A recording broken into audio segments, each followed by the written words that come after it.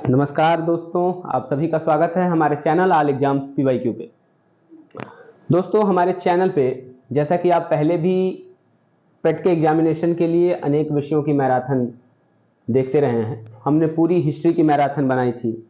इसके अलावा हमने प्रीवियस ईयर पॉलिटी पे हम हिस्ट्री की मैराथन अब बनाने जा रहे हैं। हमने पॉलिटी की पूरी एक मैराथन बना चुके हैं हम। इसके अलावा प्रीवियस ईयर हिस्ट्री के जितने भी प्रश्न थे, हमने जो आज तक UPSSC द्वारा पूछे गए थे, हमने अपने चैनल पर उन प्रश्नों को भी हम करा चुके हैं। दोस्तों, फिलहाल हम इकट्ठे हुए हैं, हम यहाँ पर आए हैं इस चैनल पे भारतीय राष्ट्रीय आंदोलन, या केवल भारतीय राष्ट्रीय आंदोलन नहीं, मूल रूप से अब तक जितने भी मॉडर्न हिस्ट्री के क्वेश्चन आप एक्सपेक्ट करते हैं पेट के एग्जामिनेशन में, मैं दावा करता हूं कि हर प्रश्न आपको इस क्लास से मिलेगा, हर प्रश्न इस क्लास से मिलेगा। दोस्तों, ये एक मैराथन क्लास होगी जिसे हम करीब 6 से 7 घंटे में खत्म करेंगे। और जैसा कि हम देखते हैं कि हिस्ट्री के क्वेश्चंस के वेटेज भी अधिक का महत्व अधिक होता है। हिस्ट्री के अच्छे खासे क्वेश्चंस आते हैं परीक्षा में, और उसमें भी खास तौर पर मॉडर्न हिस्ट्री का वेटेज बहुत अधिक होता है। उसी को ध्यान में रखते हुए हमने एक विशेष PPT डिजाइन की है जिसमें हम मॉडर्न हिस्ट्री के संपूर्ण सिलेबस को कवर करने जा रहे हैं। दोस्तों, मैं आपको विश्वास दिलाता हूं कि हम इस वीडियो में बहुत अच्छे तरीके से चीजों को करेंगे। आइए शुरुआत करते हैं। दोस्तों, इस क्लास की शुरुआत करेंगे हम भारतीय राष्ट्रीय स्वतंत्रता आंदोलन से। कहां से करेंगे? भारतीय राष्ट्रीय स्वतंत्रता आंदोलन से। इस PPT को विशेष तौर पर इसलिए डिजाइन किया गया है ताकि चीजों को आप बहुत ही आसानी से और बहुत ही बेहतरीन तरीके से समझ सकें। चलिए, आइए, ये देखिए, यहां से हम शुरुआत करेंगे। भारतीय राष्ट्रीय आंदोलन, इसके पहले की भी हम तमाम चीजें देखेंगे, मैं कुछ भी छोड़ूंगा नहीं, मैं आपको वादा करता हूं। लेकिन चलिए आइए यहां से शुरू करते हैं। यहां है कि भारतीय राष्ट्रीय आंदोलन को मुख्य रूप से 3 चरणों में विभाजित किया जाता है। मुख्य रूप से ये कांग्रेस की बात कर रहा है। किसकी बात कर रहा है दोस्तों? कांग्रेस की बात कर रहा है। थोड़ा सा एक बार बैकग्राउंड ले लीजिए इतिहास का। अगर हम देखें तो ब्रिटिशर्स को भारत पर अपना शासन स्थापित करने में एक लंबा समय लग गया। 1757 को प्लासी के मैदान में जीतने के बाद अंग्रेजों को यह समझ में आया कि अब वो स्वयं को भारत में स्थापित कर सकते हैं। 1761 के पानीपत के तृतीय के मैदान में, पानीपत तृतीय की लड़ाई में जब मराठों की हार हो गई, तो इस युद्ध के बारे में कहा जाता है कि पानीपत के मैदान ने, पानीपत की लड़ाई ने यह तय नहीं किया कि भारत पर कौन शासन करेगा, बल्कि यह तय कर दिया कि भारत पर कौन शासन नहीं करेगा। यहां से जोशीले मराठे शांत हो चुके थे।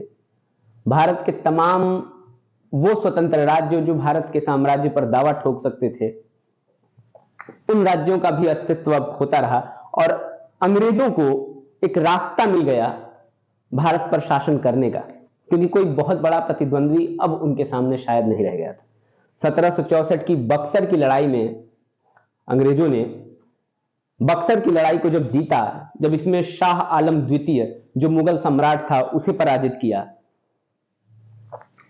जब उन्होंने इसके साथ ही बंगाल के नवाब मीर कासिम को पराजित किया, अवध के नवाब शुजाउद्दौला को पराजित किया, तो बक्सर की लड़ाई 1764 जीतने के बाद अंग्रेजों ने एक तौर पर स्वयं को बंगाल में स्थापित कर लिया। दोस्तों, ये वो बंगाल था जो भारत की इंटेलेक्चुअलिटी, समृद्धता का केंद्र था। अंग्रेजों ने सोचा कि अगर भारत के सबसे शानदार जगह पर हम अपने आप को स्थापित कर लेंगे तो यहां से हमारा आगे जाना बहुत ही आसान हो जाएगा। दोस्तों, बंगाल वो जगह थी, अगर बंगाल के बारे में बात की जाए, क्यों अंग्रेजों ने सोचा कि हम अपने आप को बंगाल में स्थापित करेंगे? बंगाल वो जगह थी जहां समृद्धता एक अलग ही लेवल पर थी। अगर आप यहां पर नियंत्रण कर लेते हैं, यहां पर मजबूती से अपने आप को स्थापित कर लेते हैं, तो इसके बल पर भारत के अन्य हिस्सों पर आप अपना विस्तार कर सकते हैं। यह अंग्रेजों को उस समय समझ में आ गया था। 1764 में बक्सर जीतने के बाद 1765 में जब इलाहाबाद की संधियां होती हैं, इलाहाबाद की संधि, उसके लिए विशेष तौर पर क्लाइव को बुलाया जाता है। इलाहाबाद की संधि के बाद उन्होंने स्वयं को वहां पर स्थापित किया। एक इतिहासकार है, इतिहासकार JV मैरियट, वो कहता है कि फ्रांसीसी गवर्नर डुप्ले भारत की चाबी मद्रास में खोजता रह गया, लेकिन क्लाइव ने उसे बंगाल में ढूंढ लिया। अंग्रेजों ने स्वयं को अपने आप में बंगाल में स्थापित कर लिया। उन्होंने वहां पर द्वैध शासन लगाया, तमाम चीजें की। इस दौरान एक समय बीतते बीतते 1857 तक पहुंच गया। मैं आपको बस एक ओवरव्यू दे रहा हूं, शुरुआत करने के लिए एक पृष्ठभूमि तैयार कर रहा हूं कि 1857 की क्रांति हुई। यह क्रांति किस लिए हुई? तमाम विवादों के कारण भारतीय समाज में तमाम असहमति हो गई थी अब अंग्रेजों को लेकर। कुछ देशी राजवाड़े असहमत थे, कुछ एकाध जमींदार असहमत थे। वैसे तो बड़े पैमाने पर जमींदार अंग्रेजों के साथ थे। कृषक वर्ग बड़े पैमाने पर असहमत था। बड़े पैमाने पर जो वर्ग असहमत था उसमें सिपाहियों का भी वर्ग था। अब इस कारण से भारत में 1857 की क्रांति हुई, लेकिन कई कारणों से 1857 की क्रांति असफल रही, और उनमें से एक सबसे प्रमुख कारण यह रहा कि भारत की जनता में अभी आधुनिक राष्ट्रवाद का विकास नहीं हुआ था। अभी और समय बाकी था भारत के राष्ट्रवाद को प्रौढ़ होने में। चीजें और आगे बढ़ी और घटनाक्रम में सबसे प्रमुख परिवर्तन तब हुआ जब भारत के राष्ट्रीय आंदोलन के मानचित्र पर एक नई पार्टी का चेहरा, मतलब एक नई पार्टी उदित हुई, जिसे हम भारतीय राष्ट्रीय कांग्रेस कहते हैं। क्या कहते हैं? भारतीय राष्ट्रीय कांग्रेस कहते हैं, इंडियन नेशनल कांग्रेस कहते हैं। हम इसी को पढ़ने जा रहे हैं, यहां से हम चीजों को शुरुआत करने जा रहे हैं। यह वो संस्था थी जिसकी स्थापना 1885 में एक ब्रिटिश अधिकारी ह्यूम द्वारा की गई थी। एओ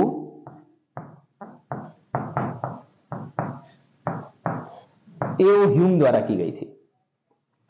1885 में जब बंबई में इसका प्रथम सम्मेलन हुआ तो इसकी अध्यक्षता किसने की? तथा अच्छा, पहले हम यहां बात नहीं करते, यहां हम इस बारे में बात कर लेते। मैं आपको एक खाका बता देता हूं कि यह भारतीय राष्ट्रीय कांग्रेस की जो संस्था बनी, ये जो कांग्रेस बनी, इसके भी हम 3 चरण देखते हैं। 3 चरण, प्रथम चरण, द्वितीय चरण और तृतीय चरण। 1885 में जब ये कांग्रेस की नाम की संस्था बनी तो इसका प्रथम चरण 1885 से लेकर 1905 में है, 5 तक है। ये वो दौर था जब शुरुआत दौर के राष्ट्रवादी कांग्रेस को चला रहे थे, जिसमें वकील थे, जिसमें शिक्षक थे, जिसमें शहर का संभ्रांत वर्ग था।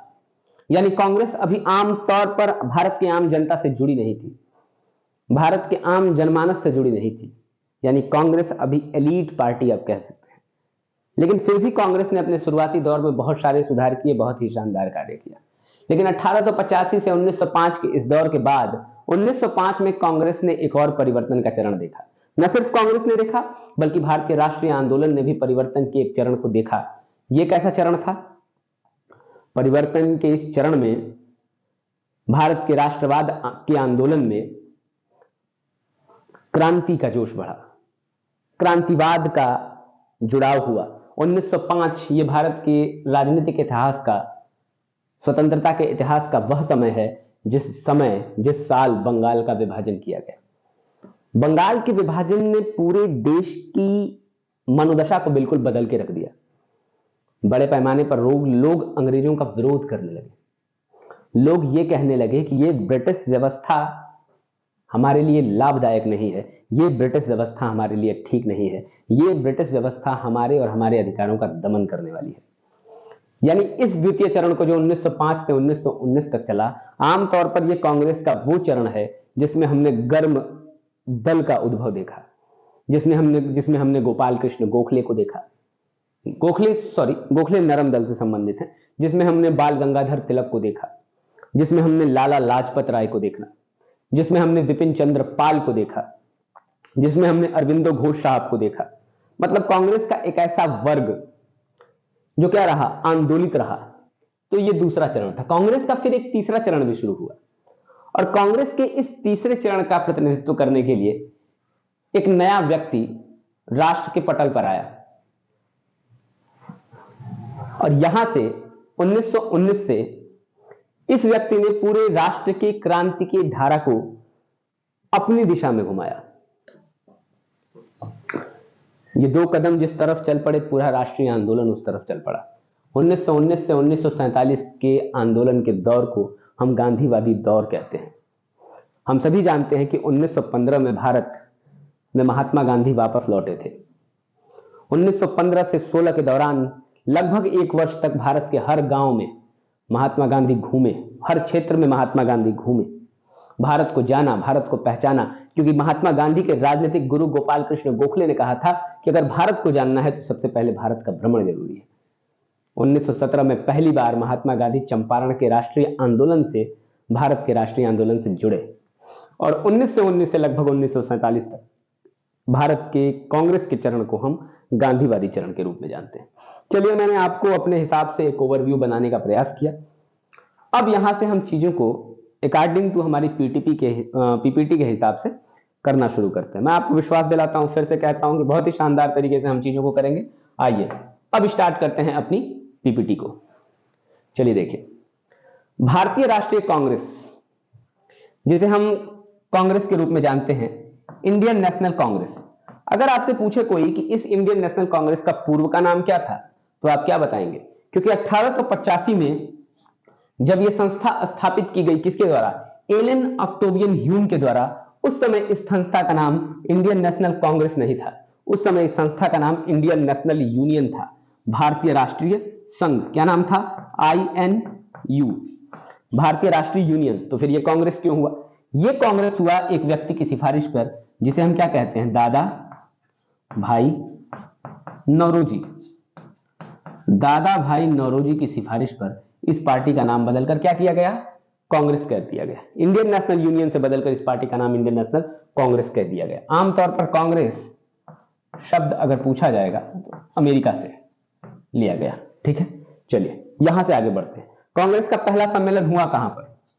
कांग्रेस का पहला सम्मेलन हुआ बंबई में। पहला सम्मेलन कहां पर हुआ? बंबई में। अगर कोई पूछे इसकी अध्यक्षता किसने की, तो आप कहेंगे WC बनर्जी, जिन्हें हम व्योमकेश चंद्र बनर्जी के रूप में जानते हैं। क्या नाम से जानते हैं? व्योमकेश चंद्र बनर्जी के रूप में जिन्हें हम जानते हैं। आइए आगे बढ़ते हैं। कांग्रेस का पहला अधिवेशन देखिए, 28 से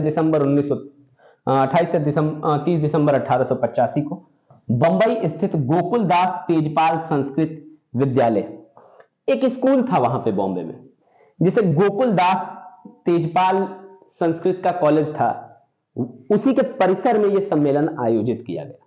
उसी के परिसर में यह सम्मेलन आयोजित किया गया। चलिए, प्रथम सम्मेलन में भारतीय राष्ट्रीय कांग्रेस, इंडियन नेशनल यूनियन, जो भारतीय राष्ट्रीय संघ था, मैंने पहले ही बताया, दादा भाई नौरोजी के सुझाव पर प्रथम अधिवेशन में इसका नाम बदलकर भारतीय राष्ट्रीय कांग्रेस कर दिया गया। वो दादा भाई नौरोजी जिन्हें हम grand old man of India, Bharat का वयोवृद्ध पुरुष कहते हैं। चलिए, यहां पर हमने कांग्रेस के बारे में थोड़ा सा जाना। यहां से हम आगे बढ़ सकते थे, कांग्रेस की अलग अलग संस्थाओं के बारे में जान सकते थे। जैसे 1886 में कांग्रेस का दूसरा सम्मेलन कलकत्ता में हुआ और कांग्रेस के इस दूसरे सम्मेलन की अध्यक्षता दादा भाई नौरोजी ने ही की। पहले सम्मेलन की व्योमकेश चंद्र बनर्जी। फिर उसके बाद अगले 1 साल बाद मद्रास में कांग्रेस का तीसरा अधिवेशन हुआ और तीसरे अधिवेशन की अध्यक्षता की सैयद बदरुद्दीन तैयब जी। पहला कांग्रेस का अधिवेशन जिसमें भाग लेने वाला व्यक्ति एक मुस्लिम था। क्या था? मुस्लिम था या फिर अल्पसंख्यक था। लेकिन कांग्रेस पढ़ने से पहले आइए हम थोड़ी सी ये चीज जान लेते हैं, क्योंकि वनडे एग्जाम्स में इसका बड़ा रोल है। पीपीटी के हिसाब से हमारे यहां पर कौन सी चीज सामने आई है? हमारे यहां आई है उपाधि, प्राप्तकर्ता और दाता। आइए इस पर काम करें। आइए देखते हैं कि भारत के राष्ट्रीय आंदोलन के उन महान व्यक्तियों को, जिनमें से हम किसी को नेताजी कहते हैं, किसी को शहीद आजम कहते हैं, किसी को महात्मा कहते हैं, किसी को गुरुदेव कहते हैं, इन लोगों को इन उपाधियों से किसने विभूषित किया, किसने ये उपाधियां प्रदान की, आइए इसके बारे में थोड़ा सा जानते हैं। मैं आपको विद बैकग्राउंड चीजों को बताऊंगा। गुरुदेव, हम सभी ने सुना है गुरुदेव रविंद्रनाथ टैगोर। किसकी उपाधि है? गुरुदेव उपाधि है गुरु रविंद्रनाथ टैगोर की। किसकी उपाधि है? रविंद्रनाथ टैगोर जी की। किसने दी थी? महात्मा गांधी ने ये उपाधि दी है, गुरुदेव रविंद्रनाथ टैगोर। किसने कहा है? गुरुदेव रविंद्रनाथ टैगोर की उपाधि महात्मा गांधी ने रविंद्रनाथ टैगोर को दी है। ठीक है, चलिए आगे बढ़ते हैं। महात्मा किसकी उपाधि है? अभी हमने देखा महात्मा गांधी गांधी जी की उपाधि महात्मा की उपाधि है। गांधी जी की क्या उपाधि है? महात्मा गांधी की उपाधि महात्मा की है। इन्होंने यहां पर थोड़ा सा टाइटल एक्सचेंज कर दिया। महात्मा गांधी ने रविंद्रनाथ टैगोर को गुरुदेव की उपाधि दे डाली और गुरुदेव ने महात्मा गांधी को महात्मा की उपाधि दे डाली। यानी मोहनदास करमचंद गांधी को महात्मा की उपाधि देने वाला कोई और व्यक्ति नहीं था। कौन था? रविंद्रनाथ टैगोर थे। वही रविंद्रनाथ टैगोर जिन्होंने 1905 के बंगाल विभाजन के दौरान, बंगाल विभाजन के दिवस को 16 अक्टूबर को जब 1905 में बंगाल विभाजन हुआ तो इस दिवस को राखी दिवस के रूप में मनाने की घोषणा की।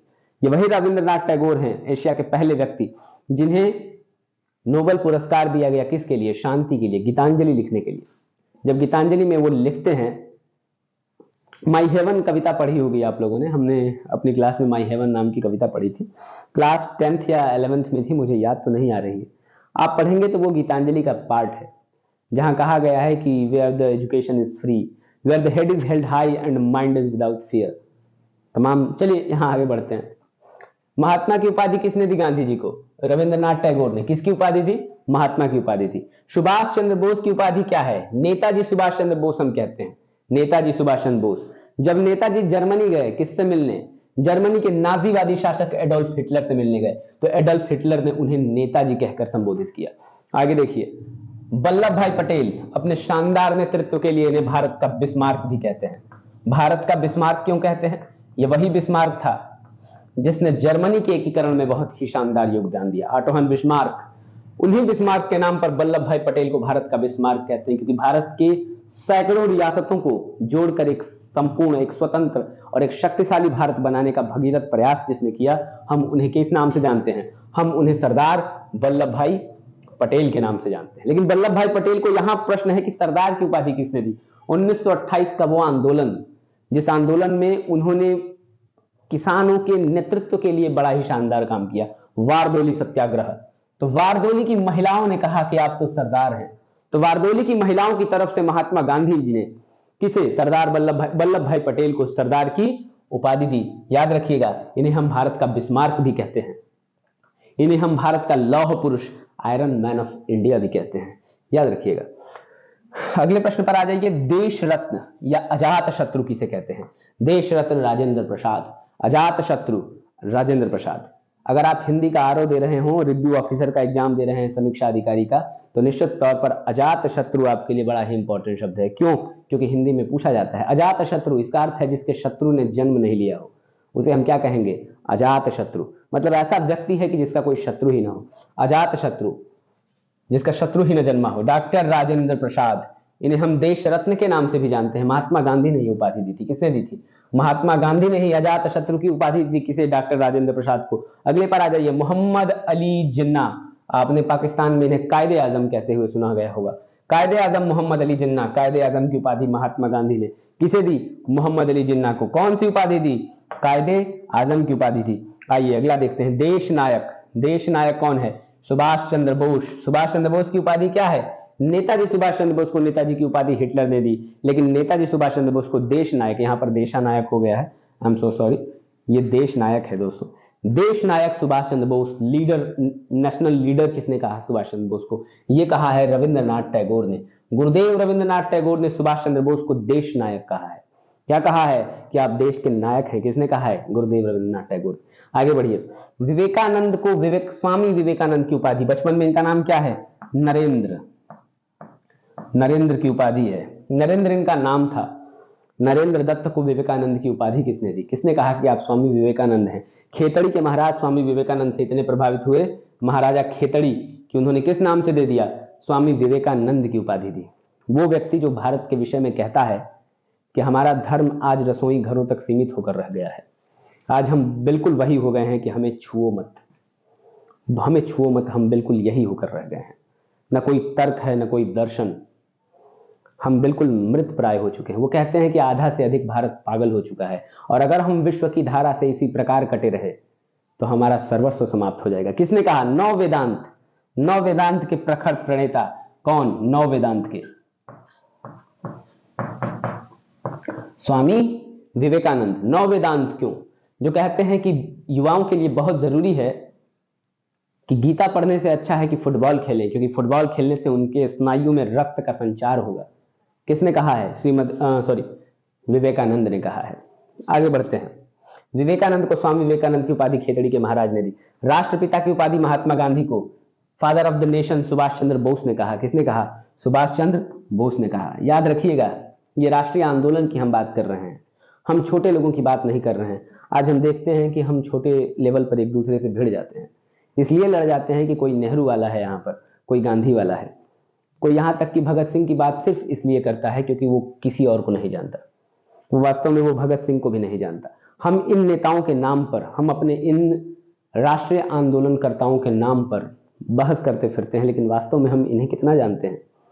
1839 के कांग्रेस का त्रिपुरी अधिवेशन, जिस अधिवेशन में सुभाष चंद्र बोस गांधी के विरोध के बाद भी अध्यक्ष बने थे। गांधी पट्टाभी सीतारमैया को जिताना चाहते थे और गांधी ने कहा था कि पट्टाभी सीतारमैया की हार मेरी हार होगी, लेकिन इसके बाद भी कांग्रेस के त्रिपुरी अधिवेशन में पट्टाभी सीतारमैया की हार हुई और सुभाष चंद्र बोस की विजय हुई।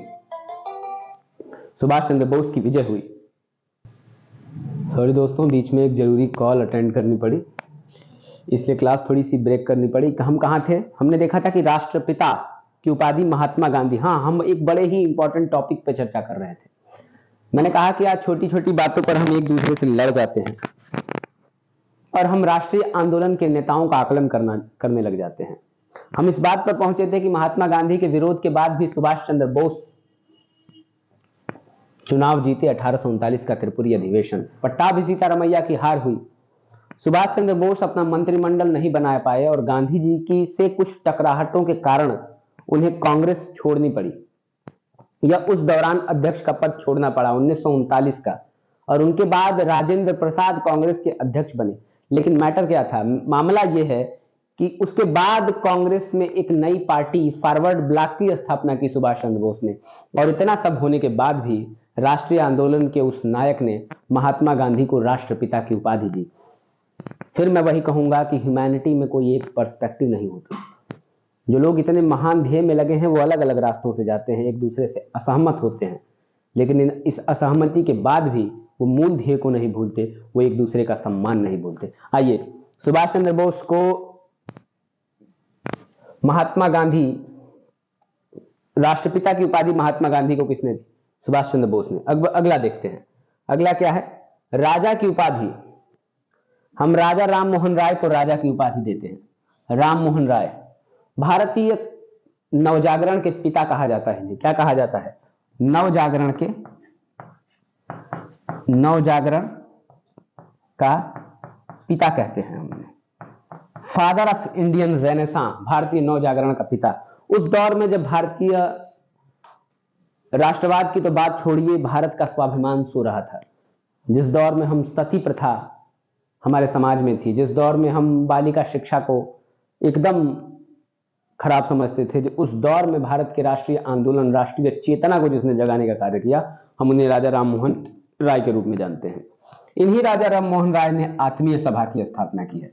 किसकी स्थापना की है? आत्मीय सभा की स्थापना की है। इन्हीं राजा राम मोहन राय ने ब्रह्म सभा की स्थापना की है, जो आगे चलकर ब्रह्म समाज बना। क्या बना? ब्रह्म समाज बना। कब की है? 1928 में इन्हीं राजा राम मोहन राय ने की है। ये तमाम चीजें जानते रहिए। इन्हीं को राय की उपाधि राजा की उपाधि किसने दी?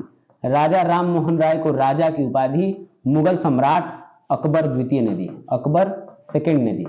अकबर सेकंड वह व्यक्ति था जिसने राम मोहन राय को अपनी पेंशन की वार्ता करने के लिए, अपनी पेंशन और पद के संबंध में वार्ता करने के लिए इंग्लैंड के ब्रिस्टल भेजा। कहां भेजा?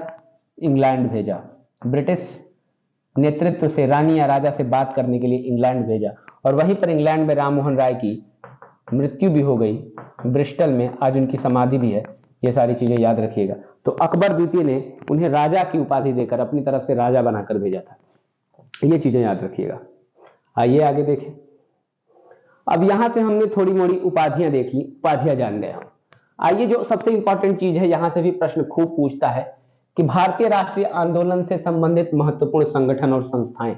आइए देखते हैं महत्वपूर्ण संगठन और संस्थाएं। यहां पर है संस्थापक की, किसने संस्थापना की है।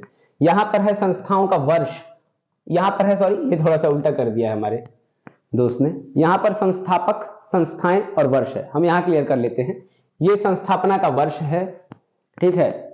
ये कौन है, पहले इसे ब्लर ही कर देते हैं पूरा, ताकि हम पूरी चीजों को सही तरीके से देख सकें, ये कंफ्यूजन ही ना हो हमें,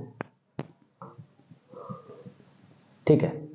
आइए, सबसे ऊपर क्या था, यहां पर संस्थाएं थी, सॉरी, यहां पर क्या है, संस्थाएं। सबसे पहले यहां पर क्या है, स्थापना वर्ष, और उसके बाद फाइनल में यहां पर क्या है, संस्थापक। आइए शुरू करते हैं, देखते हैं कौन सी संस्था कब स्थापना की गई थी। एशियाटिक सोसाइटी, इसे हम एशियाटिक सोसाइटी ऑफ बंगाल की भी कहते हैं। विलियम जोन्स ने इसकी स्थापना की थी 1784 में। इस संस्था का काम क्या था दोस्तों, एशियाटिक सोसाइटी का, इसका काम था भारत का इतिहास लेखन, भारत का एक प्रकार से इतिहास लेखन का कार्य शुरू हुआ। अनेक प्राचीन पुस्तकों का निर्माण शुरू हुआ, का मतलब अनुवाद शुरू हुआ, जिस संस्था की देखरेख में, इसे हम एशियाटिक सोसाइटी ऑफ बंगाल या फिर एशियाटिक सोसाइटी कहते हैं। 1784 में इसकी स्थापना हुई, किसके द्वारा, विलियम जोन्स के द्वारा। किसके द्वारा स्थापित हुई, स्थापना हुई, विलियम जोन्स के द्वारा। आइए अगला देखते हैं, अगली सभा कौन सी है, आत्मीय सभा। अभी पिछले पेज पर हमने बात की थी कि इसी आत्मीय सभा नामक संस्था की स्थापना किसने की है, राजा राम मोहन राय ने। कब की थी, 1815 में।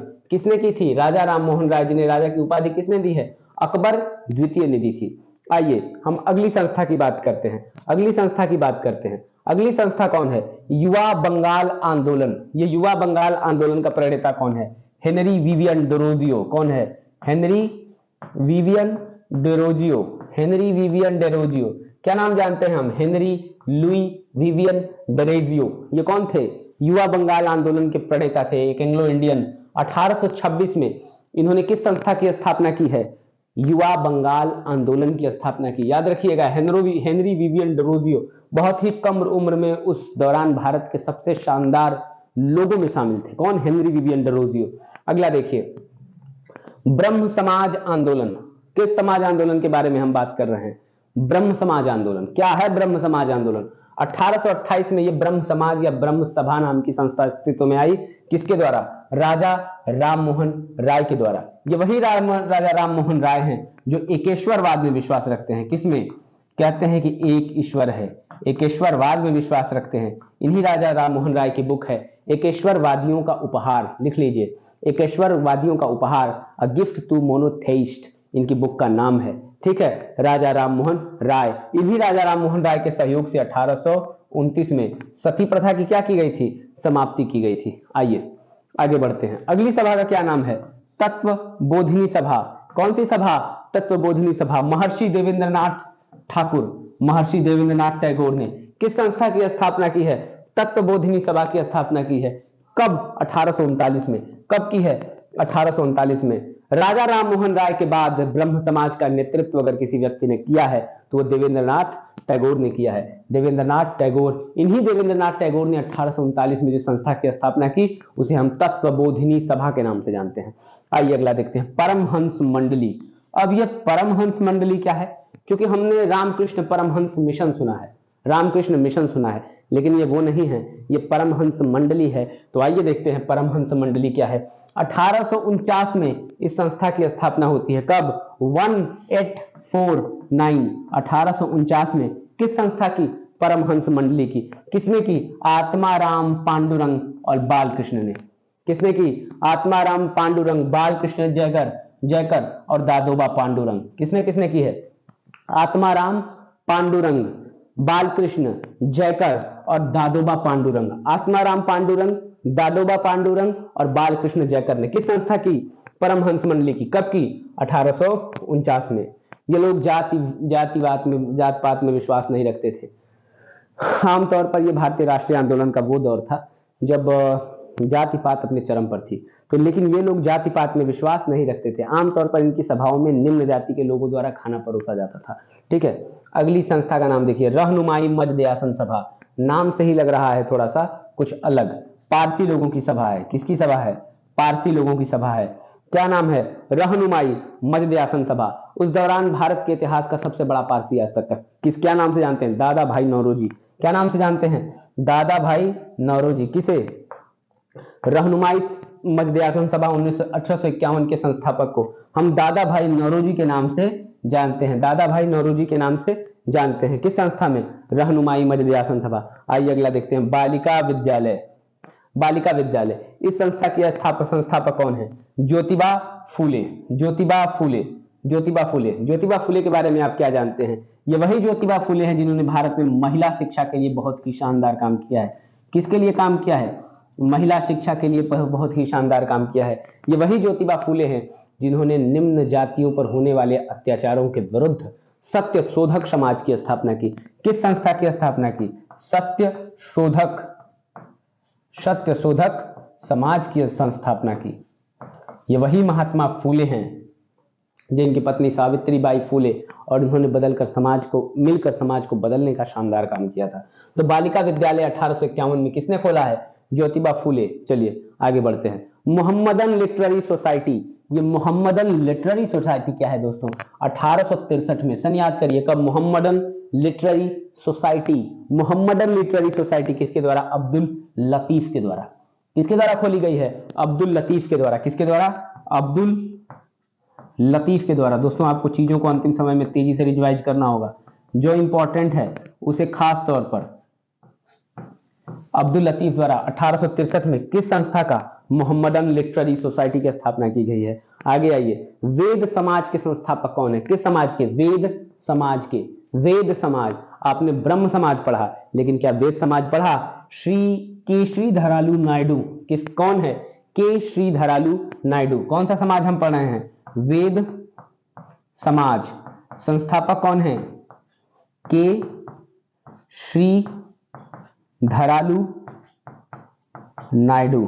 क्या नाम है दोस्तों समाज का? वेद समाज। के श्रीधरालु नायडू। के श्रीधरालु नायडू ने कौन सी संस्था बनाई है? वेद समाज। कब बनाई है? 1864 में। 1864 में। के श्रीधरालु नायडू 1864 में। वेद समाज। अगली संस्था क्या है? Scientific society. 1864 में ही आई साइंटिफिक सोसाइटी। किस व्यक्ति ने बनाई? सर सैयद अहमद खान ने बनाई। सर सैयद अहमद खान ने बनाई। सैयद अहमद खान ने। कौन सी सोसाइटी? साइंटिफिक सोसाइटी, वैज्ञानिक समाज। क्यों बनाया सैयद अहमद खान ने साइंटिफिक सोसाइटी या वैज्ञानिक समाज? सैयद अहमद खान वो व्यक्ति हैं जिन्होंने भारत के राष्ट्रीय आंदोलन में अंग्रेजों की देखिए एक योजना थी। 1857 की क्रांति में अंग्रेजों ने भारतीय राष्ट्रवादी आंदोलन में एक चीज देखी। उन्होंने देखा कि इस बार हम हिंदुओं को मुसलमानों से लड़ा नहीं पाए, या आमतौर पर कहें तो उन्होंने सोचा कि हिंदू और मुसलमान साथ मिलकर अगर इतने ही शक्तिशाली से लड़े आगे जाकर इन्हें शिक्षित भारतीय वर्गों का अगर नेतृत्व मिल गया, शिक्षित भारतीय वर्ग का नेतृत्व मिल गया, तब भारत में हमारी सत्ता ज्यादा दिनों की मेहमान नहीं रहेगी। इसलिए जरूरी है कि हम भारत के समाज और अपने विरुद्ध उठने वाले नेतृत्व को बैलेंस करने के लिए हम इनके आंतरिक समाज में एक फूट डाल दें। भारत के राष्ट्रीय आंदोलन में फूट डालने के लिए मुसलमानों को आमतौर पर बहुत ज्यादा शोषित किया गया 1857 की क्रांति के बाद। इसलिए किया गया कि मुसलमान इतना ज्यादा शोषित हो जाएं कि एक समय के बाद उन्हें बताया जा सके कि तुम्हारी इस स्थिति की वजह तुमसे ऊपर बैठा हिंदू वर्ग है। यानी भारतीय समाज में जो आप आज सांप्रदायिककरण देख रहे हैं वो इतिहास के एक समय में, इतिहास की एक धारा में नहीं था। ये बाद में क्या किया गया? लाया गया योजनागत तरीके से कि भविष्य में जाकर हिंदू और मुसलमानों को एक दूसरे के विरुद्ध लड़ाया जा सके, और जो ताकत हमारे खिलाफ लड़ सकती थी वो आपस में लड़ेगी, वो शक्ति अपने आप में बट जाएगी। और ये फायदा अंग्रेजों को मिला। ये फायदा अंग्रेजों को मिला। ये वही साइंटिफिक सोसाइटी, साइंटिफिक समाज के संस्थापक सर सैयद अहमद खान थे, जिन्होंने भारत में मुसलमानों की स्थिति को सुधारने के लिए अंग्रेजों की चाटुकारिता शुरू की। क्या शुरू की? अंग्रेजों की चाटुकारिता शुरू की। उन्होंने कहा कि भारतीय राष्ट्रीय आंदोलन से मुसलमानों को अलग रखें ताकि अब अंग्रेज मुसलमानों के लिए कुछ सोच सकें। तो याद रखिएगा, scientific society, sir Syed Ahmad Khan 1864 में साइंटिफिक सोसाइटी की स्थापना की। आइए आगे चलते हैं। इतनी संस्थाएं हमने यहां पर देखी, आगे देखिए और सारी संस्थाएं, हमें इनको भी देखना है। ईस्ट इंडियन एसोसिएशन, किस संस्था को हम देख रहे हैं अब? ईस्ट इंडियन एसोसिएशन, दादा भाई नौरोजी। दादा भाई नौरोजी। ईस्ट इंडियन एसोसिएशन कौन है? दादा भाई नौरोजी। कब स्थापना की? 1866 में। 1866 में दादा भाई नौरोजी ने ईस्ट इंडियन एसोसिएशन की स्थापना की है। 1866 में दादा भाई नौरोजी ने ईस्ट इंडियन एसोसिएशन की स्थापना की है। पूना सार्वजनिक सभा, अब अगली संस्था का क्या नाम है? पूना सार्वजनिक सभा। कौन सी सभा दोस्तों? पूना सार्वजनिक सभा। 1870 में जो संस्था बनकर अस्तित्व में आई, इसी को हम पूना सार्वजनिक सभा कहते हैं। क्या ईस्ट इंडियन एसोसिएशन 1866 में आप दादा भाई नौरोजी को याद कर चुके हैं? सीखते चलिए, देखते चलिए, लिखते चलिए, ताकि चीजों को कंप्लीट कर सके आप, क्योंकि आगे बहुत सारे एग्जाम्स में ये चीजें आपसे पूछी जाती हैं। पूना सार्वजनिक सभा 1870 में किस संस्था का हम नाम पढ़ रहे हैं? पूना सार्वजनिक, पूना सार्वजनिक सभा। पूना सार्वजनिक सभा कब बनाई गई? 1870 में पूना सार्वजनिक सभा बनाई गई। किसने बनाई? किसने बनाई पूना सार्वजनिक सभा? महादेव गोविंद रानडे। किसने बनाई? महादेव गोविंद रानडे। आइए थोड़ी सी महादेव गोविंद रानडे के बारे में जान लेते हैं। महादेव गोविंद रानडे ने 1870 में पूना सार्वजनिक सभा की स्थापना की। ये वही महादेव गोविंद रानडे हैं जिन्हें हम किस नाम से जानते हैं? जस्टिस रानडे भी कहते हैं, क्योंकि जज थे। क्या थे? जस्टिस रानडे कहते हैं हमने। ये वही महादेव गोविंद रानडे हैं जिन्हें हम महाराष्ट्र का सुकरात भी कहते हैं। क्या कहते हैं? महाराष्ट्र का सुकरात भी कहते हैं। ये वही महात्मा महादेव गोविंद रानडे हैं जिन्हें किसका गुरु कहा जाता है? जिन्हें गोखले का गुरु कहा जाता है। यानी वो गोपाल कृष्ण गोखले जो महात्मा गांधी के गुरु थे, उन्होंने अपना गुरु किसने माना? किसे माना था? महादेव गोविंद रानडे को माना था। ये वही महादेव गोविंद रानडे हैं जिन्होंने कभी कहा था कि क्या हर पुरानी चीज को सिर्फ इसलिए अपना लिया जाए कि वो पुरानी है? क्या उनकी प्रासंगिकता पर विचार नहीं करें हम? अगर हर पुरानी चीज अच्छी है तो क्यों न हम 8 प्रकार के होने वाले विवाहों को अपना लें?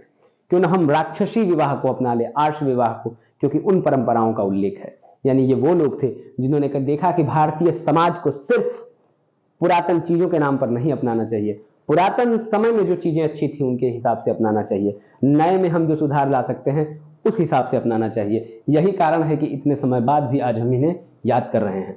आइए अगली संस्था के बारे में बात करते हैं। प्रार्थना सभा। हमने अभी कौन सी सभा देखी? पूना सार्वजनिक सभा। कब बनी? 1870 में। किसने बनाई? महादेव गोविंद रानडे ने। अब जिस सभा की हम बात करेंगे, प्रार्थना समाज, कब बनी है? 1867 में। इसको थोड़ा सा पहले होना चाहिए, मेरा मिस्टेक है। 1867 में क्या है? प्रार्थना समाज किसने बनाई? प्रार्थना समाज केशव चंद्र। किसने बनाई? आत्माराम पांडुरंग ने। आत्माराम पांडुरंग ने। कौन सी समाज? 1867 में। कौन सी संस्था? प्रार्थना समाज। मैं लिख देता हूं, प्रार्थना समाज। प्रार्थना समाज 1867 में बनी। किसने बनाया? आत्माराम, बहुत ही इंपॉर्टेंट है ये, आत्माराम पांडुरंग। आत्माराम पांडुरंग ने कौन सी संस्था बनाई? प्रार्थना समाज। कई बार इसी संस्था से केशव चंद्र सेन को भी जोड़ा जाता है, इसीलिए मेरे मुंह से निकल गया था, केशव चंद्र सेन को भी जोड़ा जाता है, क्योंकि इन्हीं केशव चंद्र सेन की प्रेरणा से आत्माराम पांडुरंग ने प्रार्थना समाज की स्थापना की थी। प्रार्थना समाज की स्थापना किसकी प्रेरणा से? केशव चंद्र सेन की प्रेरणा से स्थापित किया था। और इसी संस्था को चलाने में जिस एक और भारतीय मनीषी ने बहुत बड़ा योगदान दिया था, उनको हम किस नाम से जानते हैं? M.G. रानडे। यानी इन लोगों का नाम भी इस संस्था से क्या होता है? जुड़ता है। आप याद करिएगा, M.G. रानडे इसको चलाने में सहयोगी थे। केशव चंद्र सेन की प्रेरणा से प्रार्थना समाज की स्थापना आत्माराम पांडुरंग ने 1867 में करी है। ये चीजें याद रखिएगा। आइए आगे बढ़ते हैं। सत्य शोधक समाज, किस संस्था की हम बात कर रहे हैं? अभी हमने जब आपको पिछली कुछ 2-4 मिनट पहले जब हमने किसके बारे में पढ़ाया था? जब हमने आपको ज्योतिबा फूले साहब के बारे में बताया था। किसके बारे में? महात्मा फूले के विषय में बताया था। महात्मा फूले, ये वही महात्मा फूले हैं जिन्होंने 1873 में, कब? सन याद रखिए। कई बार एक छोटी सी मिस्टेक से हम एक नंबर गवा देते हैं। कई बार हमें इसके लिए 1872 याद हो सकता है गलती से। अब वहां पर हम सोचते रह जाएंगे कि 72 था कि 73 था कि 71 था, और इस बारीक गलती के कारण हमें एक नंबर का नुकसान उठाना पड़ जाएगा। सन याद करिए। 1873 में किस संस्था का नाम? ज्योतिबा फूले ने। कौन सी संस्था बनाई? महात्मा फूले ने। महात्मा फूले ने जिस संस्था को बनाया उसे हम सत्य शोधक समाज कहते हैं। सत्य शोधक समाज। एक ऐसा समाज जो सत्य क्रिया अवधारणा पर आधारित हो, एक ऐसा समाज जहां किसी व्यक्ति को सिर्फ इसलिए निचला न माना जाता हो क्योंकि वो निम्न वर्ग का, तथाकथित निम्न वर्ग का हो। एक ऐसा समाज जो क्या हो, समता मूलक समाज हो, जहां पर इक्विटी हो, इक्वालिटी हो, लिबर्टी हो। तो इस समाज को हम क्या कहेंगे, सत्यशोधक समाज। 1873 में कौन, ज्योतिबा फूले, महात्मा फूले ने स्थापित किया था। इन्हीं महात्मा फूले की बुक का क्या नाम है, गुलामगिरी।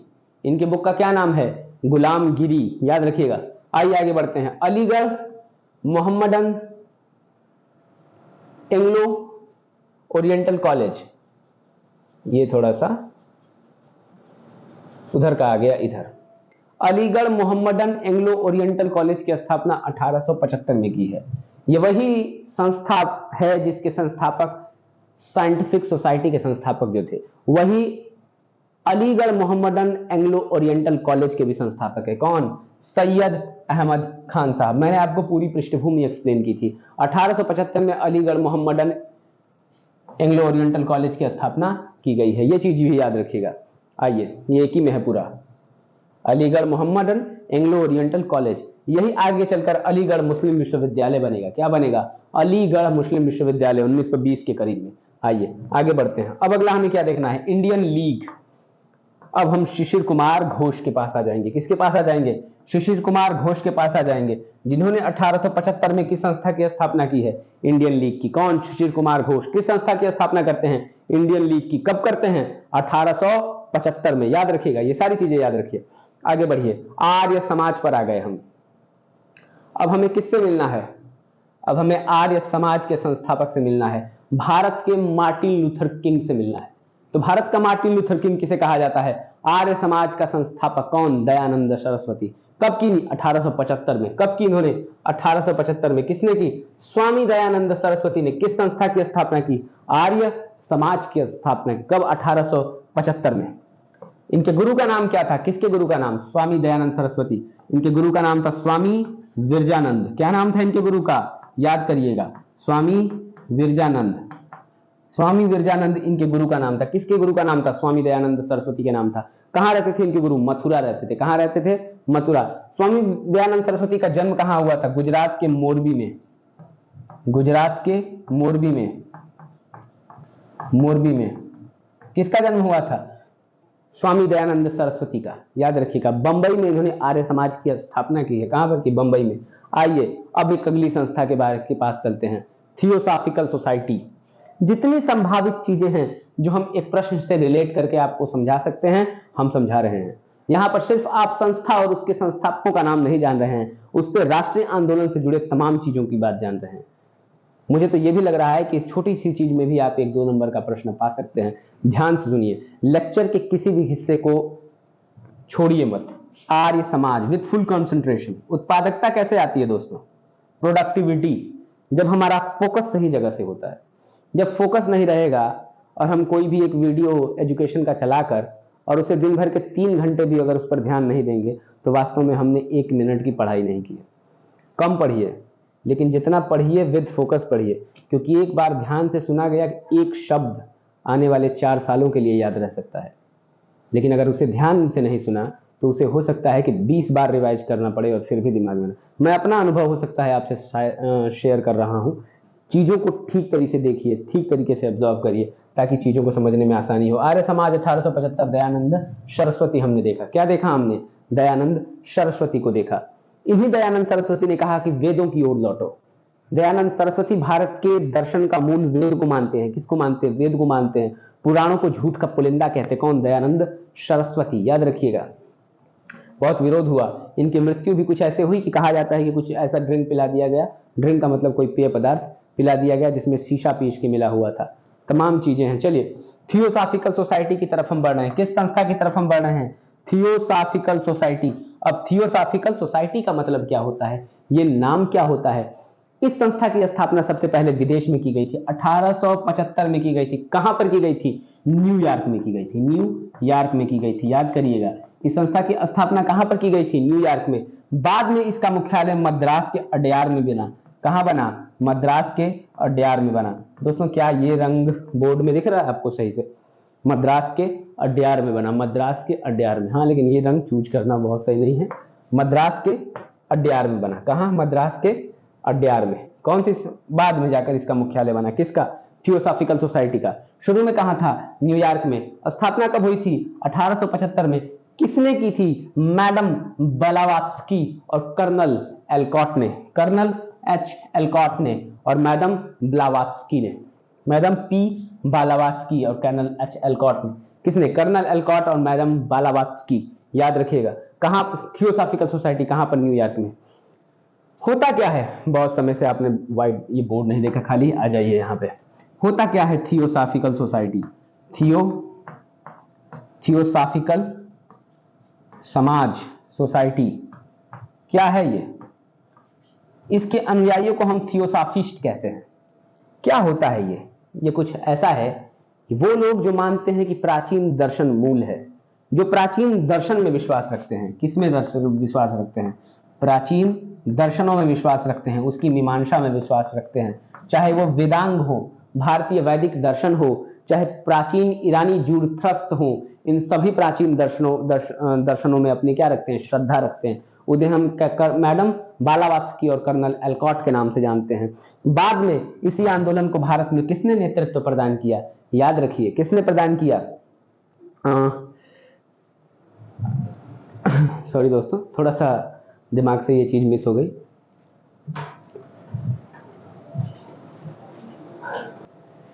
दोस्तों थोड़ा सा दिमाग से अचानक से निकल गया था। Annie Besant.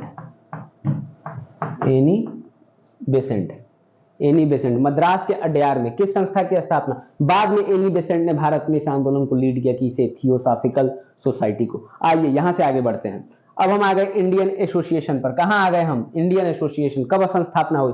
1876 में। हमने यहां पर यह संस्था जान ली है। इंडियन एसोसिएशन जानिए आप, कब बनी? 1876 में। किसने बनाया? आनंद मोहन बोस और सुरेंद्रनाथ बनर्जी ने। वो सुरेंद्रनाथ बनर्जी जिन्हें कभी British ICS, Indian civil services की परीक्षा होती थी अंग्रेज काल में, जिसे हम आईसीएस कहते थे। आईसीएस की जिस परीक्षा से सुरेंद्रनाथ बनर्जी को बेदखल कर दिया था अंग्रेजों ने, उसके बाद सुरेंद्रनाथ बनर्जी भारतीय राष्ट्रीय आंदोलन का सबसे प्रमुख चेहरा बने। कौन? सुरेंद्रनाथ बनर्जी। सुरेंद्रनाथ बनर्जी और आनंद मोहन बोस ने एक दूसरे साथ मिलकर जिस संस्था की स्थापना की, उसे ही हम इंडियन एसोसिएशन कहते हैं। Indian association. अब आपने एक और संस्था पढ़ी थी, ईस्ट इंडिया एसोसिएशन। कौन सी संस्था पढ़ी थी? East India association. और वहां पर दादा भाई नौरोजी थे। याद रखिए, देखिए ईस्ट इंडिया एसोसिएशन 1866 में दादा भाई नौरोजी थे ईस्ट इंडिया एसोसिएशन के। यहां आपने इंडियन एसोसिएशन देखा, 1876 में है। 10 साल बाद कौन है? आनंद मोहन बोस और सुरेंद्रनाथ बनर्जी। सुरेंद्रनाथ बनर्जी। चलिए आगे बढ़ते हैं। अगली संस्था भारतीय राष्ट्रीय कांग्रेस, जहां से हमने बात करनी शुरू की। यह वो संस्था है जिसने अपनी स्थापना के बाद भारतीय राष्ट्रीय आंदोलन का चरित्र लगभग बदल कर रख दिया। यह वो संस्था है जिसने राष्ट्रीय आंदोलन के तमाम बिखरे हुए नायकों को एकत्र किया। कौन? भारतीय राष्ट्रीय कांग्रेस, इंडियन नेशनल कांग्रेस। अब यह भी नहीं है कि भारतीय राष्ट्रीय आंदोलन के दौरान केवल इंडियन नेशनल कांग्रेस ही एक पार्टी थी, तमाम पार्टियां थी, लेकिन इंडियन नेशनल कांग्रेस सबसे प्रमुख पार्टी के रूप में उभरी। 1885 संस्थापक एओ ह्यूम। बाकी की बातें मैं बता चुका हूं। आगे देखिए, Bombay presidency association. Bombay presidency association कौन कौन शामिल है? फिरोज शाह मेहता, केटी पैलंग और सैयद बदरुद्दीन तैयब जी। याद रखिए 1885 में। कब बनी है? 1885 में। कौन सी संस्था? जिस साल कांग्रेस बनी है उसी साल बॉम्बे प्रेसिडेंसी एसोसिएशन भी बनी है। कुछ ऐसे ट्रिक बना लीजिए कि कांग्रेस की स्थापना ही बॉम्बे में हुई थी। गोकुलदास तेजपाल संस्कृत महाविद्यालय में कांग्रेस की पहली बैठक हुई थी। इसकी अध्यक्षता व्योमकेश चंद्र बनर्जी ने की थी। ये वही कांग्रेस है जिसकी संस्थापना पहली बॉम्बई में हुई थी। तो फिर बॉम्बे प्रेसिडेंसी एसोसिएशन 1885, आप ट्रिक बना लीजिए, वही साल बॉम्बे में अधिवेशन, तो बॉम्बे प्रेसिडेंसी एसोसिएशन 1885 में। कौन? फिरोज शाह मेहता, केटी पैलंग और सैयद बदरुद्दीन तैयब जी। कौन? फिरोज शाह मेहता, केटी पैलंग और सैयद बदरुद्दीन तैयब जी। आगे बढ़िए, बेलूर मठ। अब आ जाइए बेलूर मठ। 1898। कौन है? स्वामी विवेकानंद। ये वही स्वामी विवेकानंद है जिन्होंने 1853 में अमेरिका के शिकागो में जो विश्व धर्म सम्मेलन पर जो भाषण दिया, विश्व धर्म सम्मेलन पर जो भाषण दिया, विश्व धर्म सम्मेलन पर क्या दिया है, बहुत ही शानदार वक्तव्य दिया है। किसने, भारत का प्रतिनिधित्व किया किसने, स्वामी विवेकानंद ने। उन्हीं में 1898 में वेलूर मठ की स्थापना की और 1897 में राम कृष्ण मिशन की स्थापना की। किसकी, रामकृष्ण मिशन। क्यों, क्योंकि रामकृष्ण मिशन जो उनके, रामकृष्ण परमहंस जो उनके गुरु थे, उन्हीं के नाम पर रामकृष्ण मिशन की स्थापना की। किसके नाम पर, रामकृष्ण, उनके गुरु के नाम पर, जिनका नाम गदाधर चट्टोपाध्याय भी था। किसका, रामकृष्ण मिशन का। आगे बढ़ते हैं, अब देखते हैं Indian national Congress, Indian social conference, sorry Indian national Congress नहीं, सोशल कॉन्फ्रेंस। इसकी स्थापना भी किसने की, सुरेंद्रनाथ बैनर्जी। किसने की है, सॉरी दोस्तों, 1887 में आई है इंडियन सोशल कॉन्फ्रेंस और इसकी स्थापना महादेव गोविंद रानाडे ने की है। किसने की है 1887 में, महादेव गोविंद रानाडे ने की है। किस पार्टी के नाम, Indian social conference, Indian social conference. Indian social conference कब बनाई गई है, 1898 में, सॉरी 1887 में, 1887 में। कौन सी संस्था, इंडियन सोशल कॉन्फ्रेंस।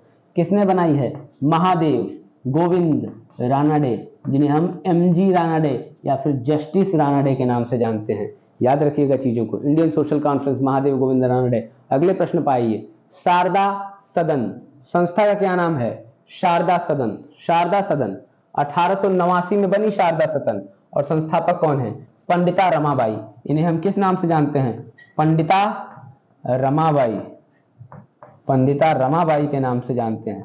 1887 में पंडिता रमाबाई ने जिस संस्था की स्थापना की है, 89 में, सॉरी 1889 याद रखिएगा, 1889 में किसने, पंडिता रमाबाई ने किस संस्था की स्थापना की है, शारदा सदन की स्थापना की है। 1889 में किसने, पंडिता रमाबाई ने किस संस्था की स्थापना की है, शारदा सदन की। आइए आगे बढ़ते हैं, रामकृष्ण मिशन किसके गुरु हैं, स्वामी रामकृष्ण परमहंस, स्वामी विवेकानंद के गुरु हैं। तो अपने गुरु के नाम पर 1897 में इन्होंने रामकृष्ण मिशन की स्थापना की है, याद रखिएगा। आगे चलिए, अभिनव भारत संस्था या अभिनव भारत समाज भी कहते हैं। अभिनव भारत समाज किसने, वो व्यक्ति जिसने 1857 की क्रांति को सबसे पहले भारत का प्रथम स्वतंत्रता संग्राम, the first war of Indian independence कहा, जिन्हें हम किस नाम से जानते हैं, विनायक दामोदर सावरकर के नाम से जानते हैं। किस नाम से जानते हैं, विनायक दामोदर सावरकर के नाम से जानते हैं। ये वही दामोदर सावरकर हैं जिन्होंने 1904 में जिस संस्था की स्थापना की, इसे हम अभिनव भारत संस्था कहते हैं। अभिनव भारत संस्था होने से पहले इनकी जो संस्था थी, मित्र मेला नाम की संस्था थी। कौन सी संस्था थी, मित्र मेला नाम की संस्था थी, जो इटली के एक क्रांतिकारी मैगजीनी से संबंधित थी। इटली के क्रांतिकारी तो मैं उन्हें नहीं कह सकता हूं मैगजीनी, लेकिन मैगजीनी को हम इटली के राष्ट्रीय जागरण का पिता कह सकते हैं। बहुत ही शानदार कवि मैगजीनी, जिसने कभी इटली को जागृत करने में शानदार योगदान दिया था। उसी मैगजीनी के गुप्त संस्था के आधार पर इन्होंने मित्र मेला नाम की संस्था बनाई थी। आगे चलकर अभिनव भारत समाज कब, 1904 में, किसके द्वारा, विनायक दामोदर सावरकर, जिन्होंने 1857 की क्रांति को क्या कहा, भारत का प्रथम स्वतंत्रता संग्राम, first war of Indian independence कहा। आगे बढ़िए, the servant society of India की स्थापना। अब हम कहां आ गए, the servant society of India की स्थापना पर आ गए। हम 1905 में आ गए। कहां पर आ गए, 1905 में आ गए। 1905 में अब हमें किसके पास जाना होगा, गोपाल कृष्ण गोखले के पास जाना होगा। ये वो गोखले हैं जिन्हें महात्मा गांधी अपना गुरु मानते हैं। ये वो गोखले हैं जिन्हें जिन्ना अपना गुरु मानता है, जिन्ना अपना गुरु मानता है, जिन्हें महात्मा गांधी अपना गुरु मानते हैं। किसे, गोपाल कृष्ण गोखले को। ये वो गोखले हैं जिन्हें उस समय के सदन का सबसे शानदार वक्ता जाना जाता था, जिन्हें राष्ट्रीय नरम दल के आंदोलन के सबसे बड़े नेताओं में से एक जाना जाता था। इन्होंने ही किस संस्था की स्थापना की, भारतीय श्रमिक समाज, the servant society of India की स्थापना 1905 में की। ये वही गोपाल कृष्ण गोखले हैं दोस्तों, जिन्होंने 1905 में ही वाराणसी में कांग्रेस अधिवेशन की अध्यक्षता की है। आगे चले आगे आइए, मुस्लिम लीग की स्थापना कब हुई है। मुस्लिम लीग 1906 में आगा खां और सलीमुल्लाह खां द्वारा स्थापित की गई थी। अगली पार्टी, सोशल सर्विस लीग, क्या नाम है इसका? Social service league. Social service league की स्थापना किसने की है? N M Joshi. इन्हें हम क्या कहते हैं? N M Joshi, N M Joshi, N M Joshi कहते हैं। इनका पूरा नाम क्या है? नारायण मल्हार जोशी। तो नारायण मल्हार साहब ने जिस संस्था की स्थापना की उसे हम सोशल सर्विस लीग कहते हैं। सोशल सर्विस लीग और सर्वेंट सोसाइटी ऑफ इंडिया के बीच में कंफ्यूज मत हो जाइएगा, क्योंकि सर्वेंट सोसाइटी ऑफ इंडिया की स्थापना किसने की है? गोपाल कृष्ण गोखले ने 1905 में, और सोशल सर्विस लीग की स्थापना 1911 में नारायण मल्हार जोशी, एनएम जोशी ने की है। अगली संस्था के नाम पर आ जाइए, विश्व भारती। विश्व भारती विश्वविद्यालय भी है। विश्व भारती विश्वविद्यालय रविंद्रनाथ टैगोर, विश्व भारती की स्थापना की किसने? रविंद्रनाथ टैगोर ने। कब की? 1921 में। इस साल का आपने करंट पढ़ा होगा, बंगाल का विश्व भारती विश्वविद्यालय खुले में, ओपन यूनिवर्सिटी मतलब एकदम है। ओपन का मतलब ये नहीं कि दूर डिस्टेंस लर्निंग, मतलब खुले में विश्वविद्यालय बनाया गया है, ठीक है, प्रकृति से जुड़कर। अगली संस्था पर आ जाइए, नाम क्या है? गदर पार्टी। गदर पार्टी कौन सी संस्था? गदर पार्टी। कब बनी है? 1913 में। कौन है इसका पथ प्रदर्शक और गाइड? लाला हरदयाल। लाला हरदयाल को याद रखिएगा, लाला हरदयाल। किस संस्था के? गदर पार्टी 1913। 1913 लाला हरदयाल को याद रखिएगा। गदर पार्टी वास्तव में इस संस्था के अखबार का नाम था।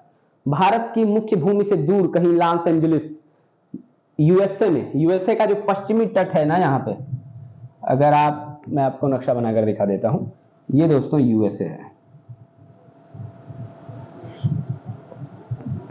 ये वास्तव में यूएसए नहीं है, ये आपका पूरा का पूरा संयुक्त राज्य अमेरिका है। ये सॉरी, पूरा का पूरा उत्तरी अमेरिका है। इसी उत्तरी अमेरिका का ये ऊपरी हिस्सा कनाडा होता है, ये बीच वाला हिस्सा यूएसए है, ये यूएसए है। और आमतौर पर इसका ये वाला हिस्सा अलास्का, ये भी यूएसए है। यहां से बाकी हिस्से क्या हैं? ये सब कनाडा है। इसी का जो पैसिफिक कोस्ट है, पैसिफिक किसे कहते हैं? अब ये जो है ये प्रशांत महासागर है पूरा इधर का, तो ये प्रशांत महासागर है। तो प्रशांत महासागर, तो ये पैसिफिक कोस्ट हो जाएगा, ये तट पैसिफिक तट। तो इसी पैसिफिक तट पर यहाँ पर यूएसए में जो लॉस एंजलिस है, यहीं पे खोला गया था, ठीक है, पश्चिमी तट पर। कौन सी पार्टी? गदर पार्टी। पहला गदर अखबार का नाम था, और गदर नाम का अखबार सबसे पहले उर्दू में आया था, याद रखिएगा ये सारी चीजें। अब एक संस्था के नाम पर आ जाइए, स्वतंत्र श्रमिक पार्टी।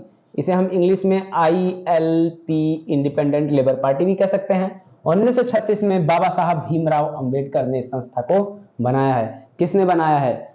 मूक नायक बाबा साहब भीमराव अंबेडकर ने बनाया, जिन्होंने मूक नायक की रचना की, जिन्होंने बहिष्कृत हितकारिणी सभा की स्थापना की। किस संस्था की?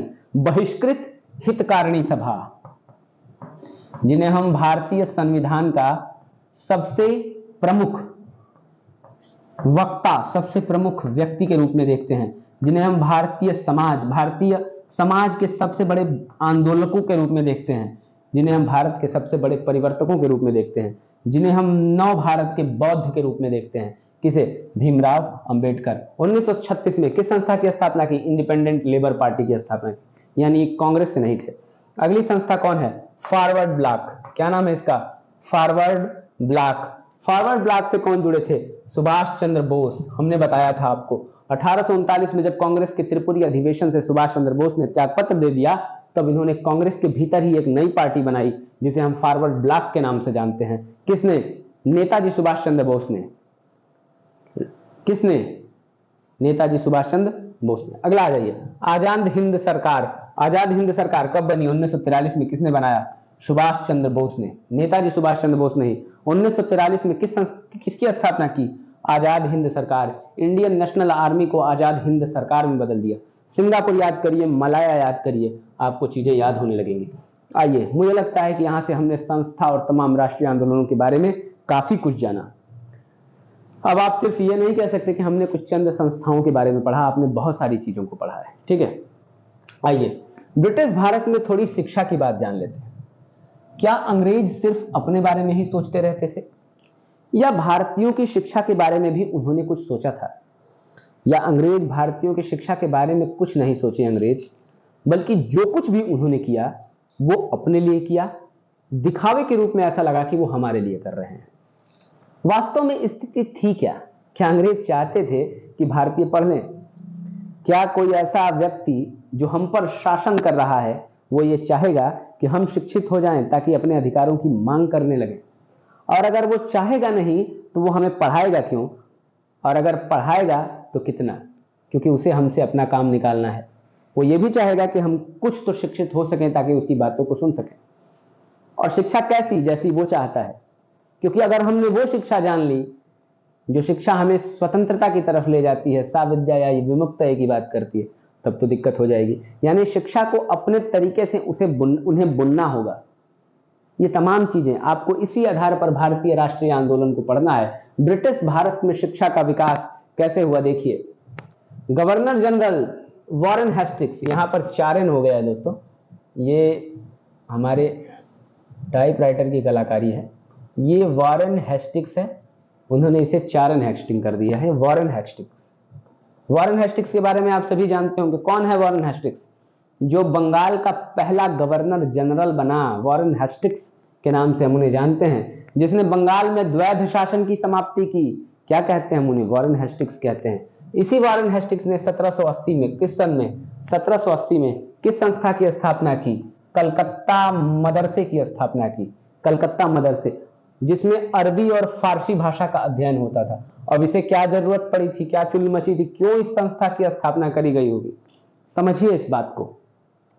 फारसी और अरबी भाषा के अध्ययन की क्या जरूरत थी? लंबे समय से भारत की कानूनी किताबें, भारत के कानून की धारणा फारसी और अरबी के हिसाब से चल रही थी, क्योंकि लंबे समय पर भारत में मुगलों का शासन रहा था।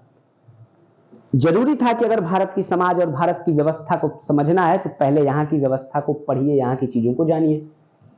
अचानक से अंग्रेज सब कुछ बदल नहीं सकते थे, पूरा ब्रिटिश कानून यहाँ पर नहीं ला सकते थे। उन्हें यहाँ पर शासन करना था, लेकिन तमाम विरोध नहीं झेलने थे। भारत की समाज और उसकी व्यवस्था को समझने के लिए जरूरी था कि यहाँ के लोगों को अरबी फारसी का एक ज्ञान दे, स्वयं भी सीखें। ठीक है, तो इन चीजों को उद्देश्य में रखते हुए कलकत्ता मदरसा की स्थापना 1780 में किसने की? वॉरेन हेस्टिंग्स ने की है। आगे बढ़िए। विलियम जोन्स, क्या नाम है इनका? William Jones, 1784, 1784। ये विलियम जोन्स वही है जिसने एशियाटिक सोसाइटी ऑफ बंगाल की स्थापना की। वहां पर मैंने आपको चीजें बताई थी। संस्था में 1784 में एशियाटिक सोसाइटी ऑफ बंगाल की स्थापना किसने? विलियम जोन्स ने। आगे बढ़िए। ब्रिटिश रेजिडेंट जोनाथन डंकन, अब एक नया नाम आ गया। कौन? ब्रिटिश रेजिडेंट था, कहां रहता था? Banaras. British resident Jonathan Duncan ने 1791 ईस्वी में किस संस्था की स्थापना की है? बनारस संस्कृत कॉलेज। हिंदू दर्शन और हिंदू कानून और दर्शन हेतु संस्कृत कॉलेज की स्थापना की। किसकी? संस्कृत कॉलेज की। अब यहां से आप कलकत्ता मदरसा की तो स्थापना कर चुके हो, लेकिन क्या हिंदू दर्शन को आप नहीं जानेंगे? क्या इतने बड़े भारतीय समाज के दर्शन को आप नहीं जानना चाहेंगे? अगर अंग्रेज नहीं जानेंगे तो व्यवस्था चलाएंगे कैसे? तो उन्होंने 1791 में बनारस का जो रेजिडेंट था, ब्रिटिश रेजिडेंट था जो जोनाथन डंकन, उसने हिंदू कानून और दर्शन को जानने के लिए संस्कृत कॉलेज की स्थापना 1791 में की है। आगे बढ़िए। अब हम आ गए हैं वेलेजली के पास। किसके पास? वेलेजली के पास। ये वेलेजली कौन है? बंगाल टाइगर के नाम से भी अंग्रेजी से संबोधित करते हैं। ये वही वेलेजली है जिसने कभी एक संधि दी थी। क्या नाम है इसका? सहायक संधि। दोस्तों किसी भी क्षण को मिस न करिए, क्योंकि चारों तरफ प्रश्नों की वर्षा होगी यहाँ पर। सहायक संधि, सहायक संधि, सबसे पहले सहायक संधि के अंतर्गत हैदराबाद से वेलेजली ने सबसे पहले सहायक संधि की थी। किससे? हैदराबाद से। कब? 1798 में। लेकिन हम यहां पर क्या पढ़ रहे हैं? पढ़िए। वेलेजली ने 1800 ईस्वी में कंपनी के असैनिक अधिकारियों की शिक्षा के लिए, कंपनी के असैनिक अधिकारियों यानी भारतीयों के लिए नहीं, किसके लिए? कंपनी के लिए, ऐसे अधिकारियों के लिए जो सिविल ऑफिसर हो, यानी असैनिक, यानी कंपनी के असैनिक अधिकारियों की शिक्षा के लिए, किस लिए? इन्हें शिक्षित करने के लिए किस कॉलेज की स्थापना की? फोर्ट विलियम कॉलेज की स्थापना की। किस संस्था की स्थापना की? वेलेजली ने 1800 ईस्वी में असैनिक अधिकारियों की शिक्षा के लिए फोर्ट विलियम कॉलेज की स्थापना की। फोर्ट विलियम कॉलेज की स्थापना की। याद रखिएगा, किस कॉलेज की? फोर्ट विलियम कॉलेज की स्थापना की। आगे आइए। बाद में कंपनी के कोर्ट ऑफ डायरेक्टर्स के विरोध के बाद इन चीजों को बहुत ही ज्यादा बढ़ाया नहीं जा सका और वहां पर चीजें ना हो पाई, ये याद रखिएगा। लेकिन स्थापना की थी वेलेजली ने। मैकाले का नाम आ गया 1835 ईस्वी में। स्मरणार्थ लेख मैकाले मिनट आया है ब्रिटेन की संसद में, अगर आप उसे पढ़ेंगे तो हिल जाएंगे और आपको यह समझ में आएगा कि अंग्रेजों ने आखिर इतने बड़े देश पर 200 वर्षों तक शासन कैसे किया है। मैकाले मिनट को प्रस्तुत किया गया जिसमें भारतीय भाषा एवं साहित्य की आलोचना तथा आंग्ल साहित्य की प्रशंसा की गई थी। दोस्तों मैं आपको इसका संदर्भ देता हूं, संदर्भ है 1813 का, जब 1813 के चार्टर एक्ट के द्वारा पहली बार भारत की शिक्षा के विकास के लिए 1 लाख वार्षिक खर्च करने की योजना बनाई अंग्रेजों ने। लेकिन इस योजना पर काम इसलिए नहीं हो पाया कि बहुत सारे लोग ऐसे थे जो चाहते थे कि ये खर्च भारतीयता के अनुरूप या भारतीय भाषा में शिक्षा देने पर खर्च हो, जिसे हम वर्नाक्युलर या आमतौर पर अगर कहें तो ओरिएंटलिस्ट कहते हैं, ओरिएंटलिस्ट अप्रोच कहते हैं। लेकिन अंग्रेजों का एक ऐसा वर्ग भी था जो ये कहता था कि अगर भारतीयों को शिक्षा देना है तो अंग्रेजी में देनी होगी, हमें अपनी भाषा का प्रचार करना होगा। और ऐसे लोगों में शामिल था मैकाले। आमतौर पर लंबे समय पर इस पे कुछ सहमति नहीं बन पा रही थी कि वास्तव में चीजें आगे बढ़ेंगी कैसे, कैसे आगे बढ़ेंगी, कैसे आगे चीजें बनेंगी। आगे चलकर एक व्यक्ति जो भारत के राष्ट्रीय पटल पर उस समय आता है, एक ब्रिटिश व्यक्ति जिसे हम मैकाले के नाम से जानते हैं। मैकाले ये कहता है अपने चर्चित मैकाले मिनट में कि अगर भारतीयों को हमें शिक्षा देनी है तो भारतीयों को हमें अंग्रेजी में शिक्षा देनी होगी। वो कहता है कि हमें बहुत बड़े पैमाने पर शिक्षित भारतीयों का वर्ग नहीं चाहिए, हमें एक ऐसा वर्ग चाहिए जो रक्त और रंग से भारतीय हो लेकिन अपनी सोच से अंग्रेज हो। हमें काले अंग्रेज चाहिए, रक्त और रंग से भारतीय हो लेकिन सोच से क्या हो, ब्रिटिश हो। सोच से क्या हो, ब्रिटिश हो। अगर आप मैकाले की थियरी पढ़ेंगे तो बड़ी शानदार, बड़ी खतरनाक थियरी है। वो कहता है कि अगर भारतीयों पर शासन करना है तो भारतीयों को बताओ कि उनका इतिहास कैसा था। ये मत बताओ कि उनका इतिहास कैसा था, बल्कि ये बताओ उनका इतिहास उनसे छुपा लो, उनका इतिहास उनसे छुपा लो। चीजों को एकदम अलग तरीके से दिखाओ। उन्हें बताओ कि तुम इतिहास में केवल और केवल शासित होने के लिए पैदा हुए हो, तुमने कभी शासन किया ही नहीं है। क्या नहीं किया है? तुमने कभी शासन नहीं किया है। आपको साइकोलॉजी का एक टर्म बताता हूं। कहा जाता है कि अगर आपको किसी व्यक्ति को मारना है तो उसे जहर दे दीजिए, या किसी भी तरीके से आप एक व्यक्ति को मार सकते हैं। यहां पर मैं मारने की बात नहीं कर रहा, यहां मैं आपको एक थियरी बता रहा हूं। अगर आपको एक पूरे समुदाय को मारना हो तो क्या करना होगा? प्राचीन समय में उनके कुएं में जहर मिला दिया जाता था, स्लो पॉइजन, धीरे धीरे पूरा समुदाय समाप्त हो गया। लेकिन अगर आपको पूरे राष्ट्र का अगर पतन करना हो तो उस राष्ट्र के विचारों में, उस राष्ट्र के कहानियों में जहर घोल दीजिए। क्योंकि एक राष्ट्र जो अपने अतीत से आंखें मूंद लेगा, जो अपने अतीत को नहीं जानेगा, वो क्या हो जाएगा? एक दिन समाप्त हो जाएगा।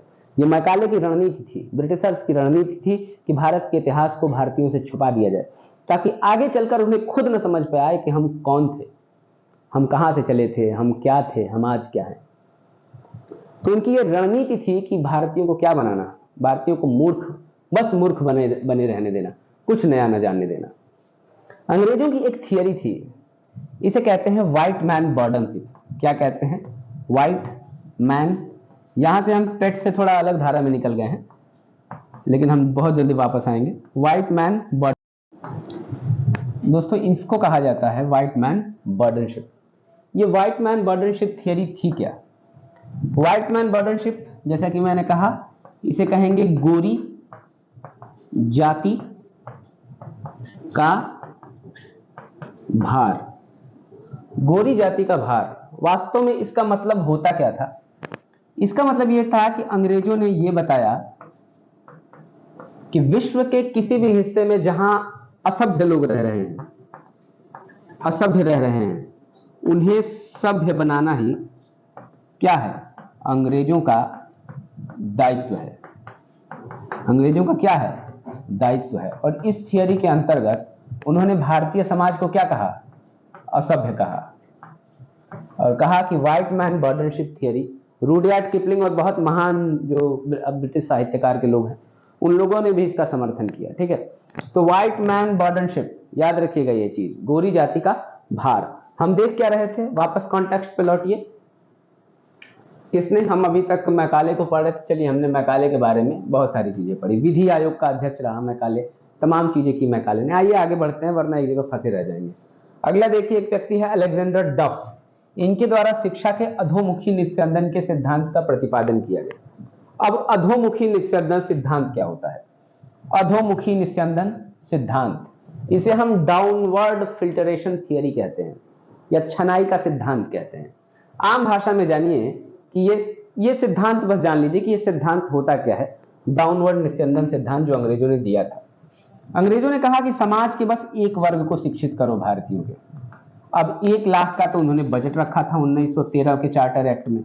अब 1 लाख में क्या ये पूरे भारत को शिक्षित कर देते? उस समय उन्होंने कहा कि सिर्फ एक ऊंचे वर्ग को शिक्षित दो। ऊंचा वर्ग यानी जिसको शिक्षित कर पाते हो, एक सूक्ष्म वर्ग को शिक्षित करो।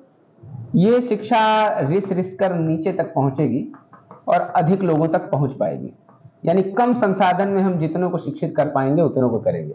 इसी को छनाई का सिद्धांत या अधोमुखी निस्यंदन सिद्धांत कहा जाता है, ये याद रखिएगा। ठीक है, यहां पर थोड़ा दोस्तों एक चीज कंफ्यूजन है। यहां पर आप अलेक्जेंडर डफ को छनाई के सिद्धांत के लिए या अधोमुखी निस्यंदन के लिए ना याद करिएगा। इस क्वेश्चन पे मुझे थोड़ा सा कंफ्यूजन है, लेकिन ये ब्रिटिश काल के अंतर्गत था और अधोमुखी निस्यंदन से यह व्यक्ति भी संबंधित है जिसे हम मैकाले कहते हैं। क्या कहते हैं? मैकाले कहते हैं। चलिए आगे बढ़ते हैं। अब हम जिस जगह पे पहुंचे हैं उसका नाम है चार्ल्स वुड डिस्पैच। सिंपल से अगर आपसे पूछ लिया जाएगा एक क्वेश्चन कि ब्रिटिश शिक्षा का मैग्ना कार्टा किसे कहते हैं? ब्रिटिश शिक्षा का मैग्ना कार्टा, तो आप क्या बताएंगे? आप बिल्कुल कहिएगा कि 1854 में जो एक्ट आया था, यहां पे लिखा भी है भारतीय शिक्षा का मैग्ना कार्टा ब्रिटिश काल में किसे कहते हैं? तो 1854 में चार्ल्स वुड के नेतृत्व में जो डिस्पैच आया था उसी को हम वुड डिस्पैच या ब्रिटिश शिक्षा का मैग्ना कार्टा कहते हैं। क्या कहते हैं? वुड डिस्पैच कहते हैं। ये चीजें आप याद रखिएगा। हम बहुत अंदर अभी नहीं जा रहे हैं क्योंकि सतही चीजों को हमें देखना है। हम कई जगह मैं कई बार बहुत ज्यादा डीप चला गया हूं। अब पता चले कि मैं पेट के लिए आपको पढ़ा रहा हूं मैराथन, एक तो पेट के लिए पढ़ा रहा हूं वनडे क्लास, उसके बाद भी मैराथन पढ़ा रहा हूं और आपको डीप जाकर एकदम हिस्ट्री के तमाम संदर्भों को बताने लग जाऊं तो पता चले मैराथन होनी चाहिए 7 घंटे में और लग गए 70 घंटे।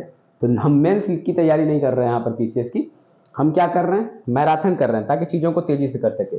चार्ल्स वुड के द्वारा लाया गया वुड डिस्पैच 1854 में भारतीय शिक्षा का मैग्ना कार्टा कहा जाता है। अगर पूछा जाएगा वुड डिस्पैच की जगह के समय भारत का गवर्नर कौन था, तो आप क्या बताएंगे? इस व्यक्ति को हम भारत में डलहौजी कहते हैं। क्या कहते हैं?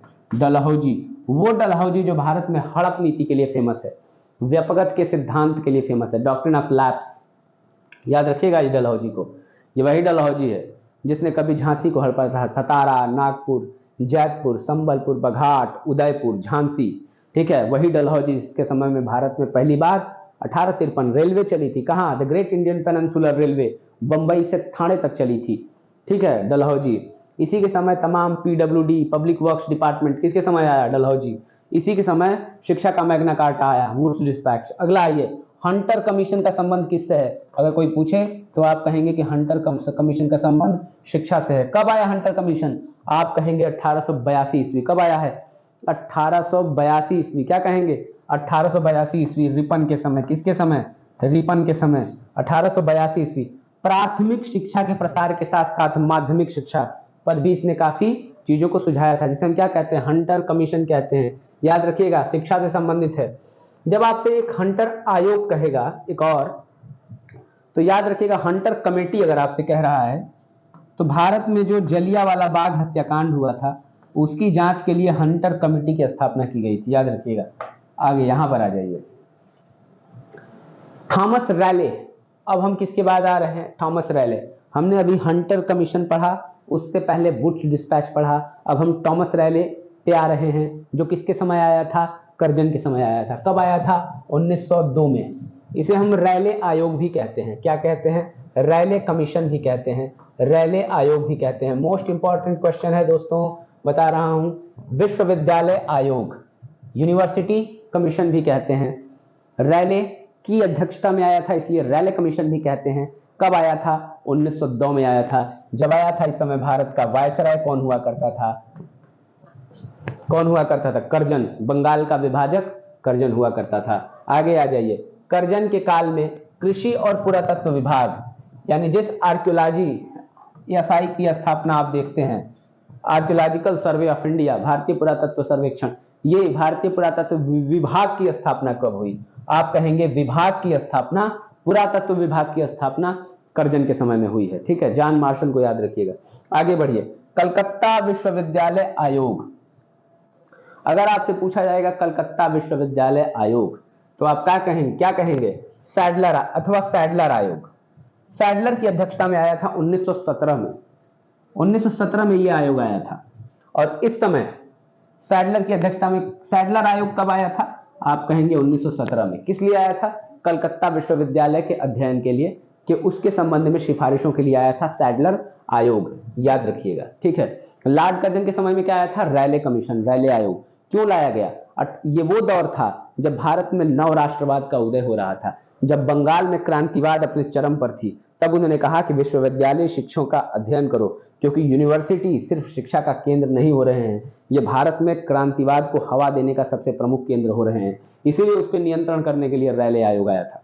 आगे बढ़िए, महिलाओं की शिक्षा पर सरकारी स्तर पर पहली बार वुड डिस्पैच में बात की गई थी। अब ये वही वुड डिस्पैच है जो 1854 में आया था, याद करिए।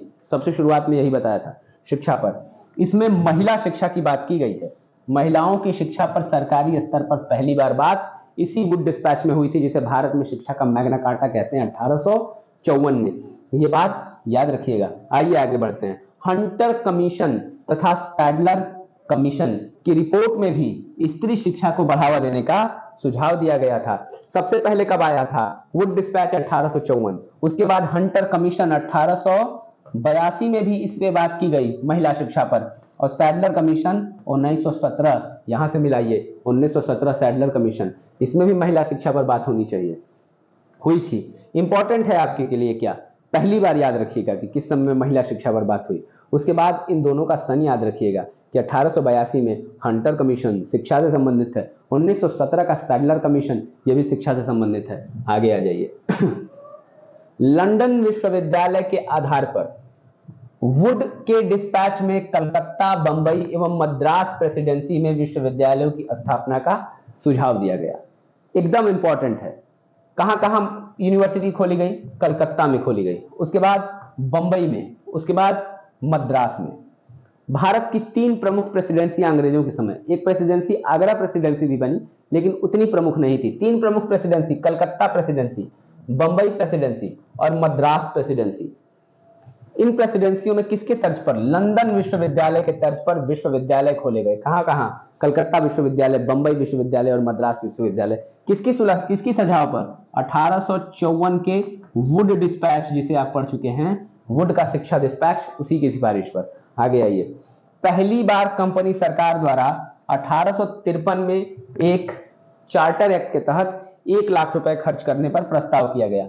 अभी पिछली बार पढ़ा रहा था जब मैकाले, तब बताया कि शिक्षा पर उन्होंने 1 लाख का रखा था बजट, लेकिन खर्च कैसे करेंगे, 1 लाख में क्या कर लेंगे, ये सारी चीजें मैंने वहां पर बताई थी। ठीक है, यही 1813 का चार्टर एक्ट है जिसके द्वारा पहली बार एकाधिकार की समाप्ति की गई थी। पहली बार किसकी एकाधिकार? ब्रिटिश कंपनी की एकाधिकार को कम किया गया था। कहा गया था कि चाय के व्यापार और चीन देश के साथ व्यापार के अतिरिक्त आपका किसी चीज पर अधिकार नहीं होगा। ईस्ट इंडिया कंपनी के अलावा अन्य कंपनियां भी ब्रिटेन की भारत में व्यापार कर सकती हैं, लेकिन केवल चाय का व्यापार ऐसा होगा और चीन देश के साथ व्यापार ऐसा होगा जिसे केवल और केवल ईस्ट इंडिया कंपनी करेगी। इसे कब कहा गया था? यह भी 1813 के चार्टर एक्ट का ही प्रावधान है, याद रखिएगा। अगर पूछेगा भारत में ईसाई मिशनरियों को ऑफिशियली रूप से कब आमंत्रित किया गया? ईसाई मिशनरियों को, उसके लिए भी आप क्या याद रखेंगे? 1813 का चार्टर एक्ट याद रखेंगे, नोट कर लीजिए, इंपॉर्टेंट है। प्राच्य विद्या समर्थक में प्रमुख कौन थे? एच.टी. प्रिंसेप और एच.एच. विल्सन। अब आप कहेंगे कि प्राच्य विद्या समर्थक क्या होता है? जब मैंने आपसे कहा था कि 1 लाख रुपया शिक्षा पर व्यय करना है, 1 लाख वार्षिक, 1813 के चार्टर एक्ट में विवाद क्या था कि प्राच्य भाषा में शिक्षा दी जाए या आंग्ल शिक्षा दी जाए, मतलब अंग्रेजी में। ये 2 विवाद थे। मैकाले आंग्ल विवाद की तरफ से था। मैकाले कहता है कि भारतीयों को शिक्षा अंग्रेजी में दो। प्राच्य की तरफ से कौन था? एच.टी. प्रिंसेप। कौन है? एच.टी. प्रिंसेप। एच.टी. प्रिंसेप का नाम याद रखिएगा, प्राच्य विवाद की तरफ से। एच.टी. प्रिंसेप और एच.एच. विल्सन, इसी को हम प्राच्य कहते हैं, इंग्लिशिस्ट कहते हैं। आगे बढ़ते हैं, शिक्षा के क्रम में अगला हमें क्या पढ़ना है। राधा कृष्णन आयोग आपसे कोई पूछेगा तो कौन कब क्या बताएंगे।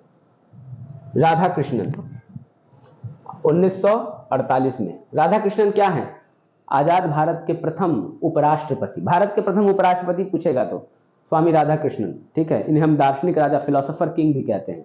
भारत का द्वितीय उपराष्ट्रपति स्वामी राधा कृष्णन, ठीक है। इनके सुझाव पर भारत सरकार ने 1953 में विश्वविद्यालय अनुदान आयोग, इसी को आज हम यूनिवर्सिटी ग्रांट कमीशन के रूप में सबसे प्रमुख शिक्षा संस्था के रूप में जानते हैं। किसे? यूनिवर्सिटी ग्रांट कमीशन, जिसे हम विश्वविद्यालय अनुदान आयोग के रूप में जानते हैं। 1848 में इन्हीं स्वामी राधा कृष्णन की सिफारिश पर, 1848 में जो राधा कृष्णन आयोग आया था उसी ने सिफारिश की थी, और इसी की सिफारिश पर 1953 में विश्वविद्यालय अनुदान आयोग की स्थापना हुई है। अगला देखिए, महिला शिक्षा की दिशा में प्रथम प्रयास ब्रह्म समाज ने किया। किसने किया है? ब्रह्म समाज। ब्रह्म समाज, इसकी स्थापना कब होती है? 1828 में होती है। किसने की है? राजा राममोहन राय ने की है। राजा राममोहन राय ने की है। भारतीय समाज में महिलाओं को पतित स्थिति से सुधारने के लिए, भारतीय समाज में महिलाओं पर होने वाले सती प्रथा के विचार की कुप्रथा को समाप्त करने के लिए, भारतीय समाज में एकेश्वरवाद को बढ़ावा देने के लिए, तमाम अंधविश्वासों से भारत को मुक्त करने के लिए जिस व्यक्ति ने बीड़ा उठाया उन्हें हम राजा राममोहन राय कहते हैं। यही कारण है कि इन्हें भारतीय पुनर्जागरण का पिता, फादर ऑफ इंडियन रेनेसां भी कहा जाता है। इन्हें अतीत और वर्तमान के मध्य सेतु भी कहा जाता है, के मध्य पुल या ब्रिज भी कहा जाता है। किसे? राजा राममोहन राय को कहा जाता है। आइए आगे देखते हैं। अब यहां पर है भारतीय लोक सेवा का जनक। यहां पर देखिए, यहां पर थोड़ा हम यहां आ गए। भारतीय लोक सेवा का गठन कार्नवालिस के कार्यकाल में किया गया था। भारतीय लोक सेवा का गठन पूछेगा किसके कार्यकाल में किया गया था, तो आप कहेंगे कार्नवालिस। इसीलिए कार्नवालिस को क्या कहेंगे? कार्नवालिस को हम कहेंगे, क्या कहेंगे? भारतीय लोक सेवा का जनक, father of Indian civil service किसे कहेंगे? कार्नवालिस को कहेंगे। इसी कार्नवालिस के समय में कार्नवालिस कोड भी आया है। क्या आया है? कार्नवालिस कोड भी आया है। और इसी कार्नवालिस के समय में सबसे पहले एक चीज की अवधारणा आई है जिसे हम शक्तियों का पृथक्करण कहते हैं। अगर कोई आपसे पूछे तो आप बता सकते हैं शक्तियों का पृथक्करण, यानी आमतौर पर कार्यपालिका न्यायपालिका का एक प्रकार से छोटे ही स्तर पर सही लेकिन विभाजन। किसके समय में? कार्नवालिस। इसी कार्नवालिस के समय में एक और चीज आई थी। कौन सी बंदोबस्त? इस्तमरारी बंदोबस्त। इस्तमरारी, या इसी को हम अस्थाई बंदोबस्त भी कहते हैं। क्या कहते हैं? अस्थाई बंदोबस्त भी कहते हैं। इसी को हम जमींदारी बंदोबस्त भी कहते हैं। यानी बंगाल की जो भू व्यवस्था थी उसका मालिक कौन होगा? जमींदार होंगे। मतलब जमींदारों के द्वारा चीजें चलेंगी। चलिए, यहां पर मैंने बस फैक्ट बताना था, आगे अगर आएगा तो ये हम बढ़िया से करेंगे।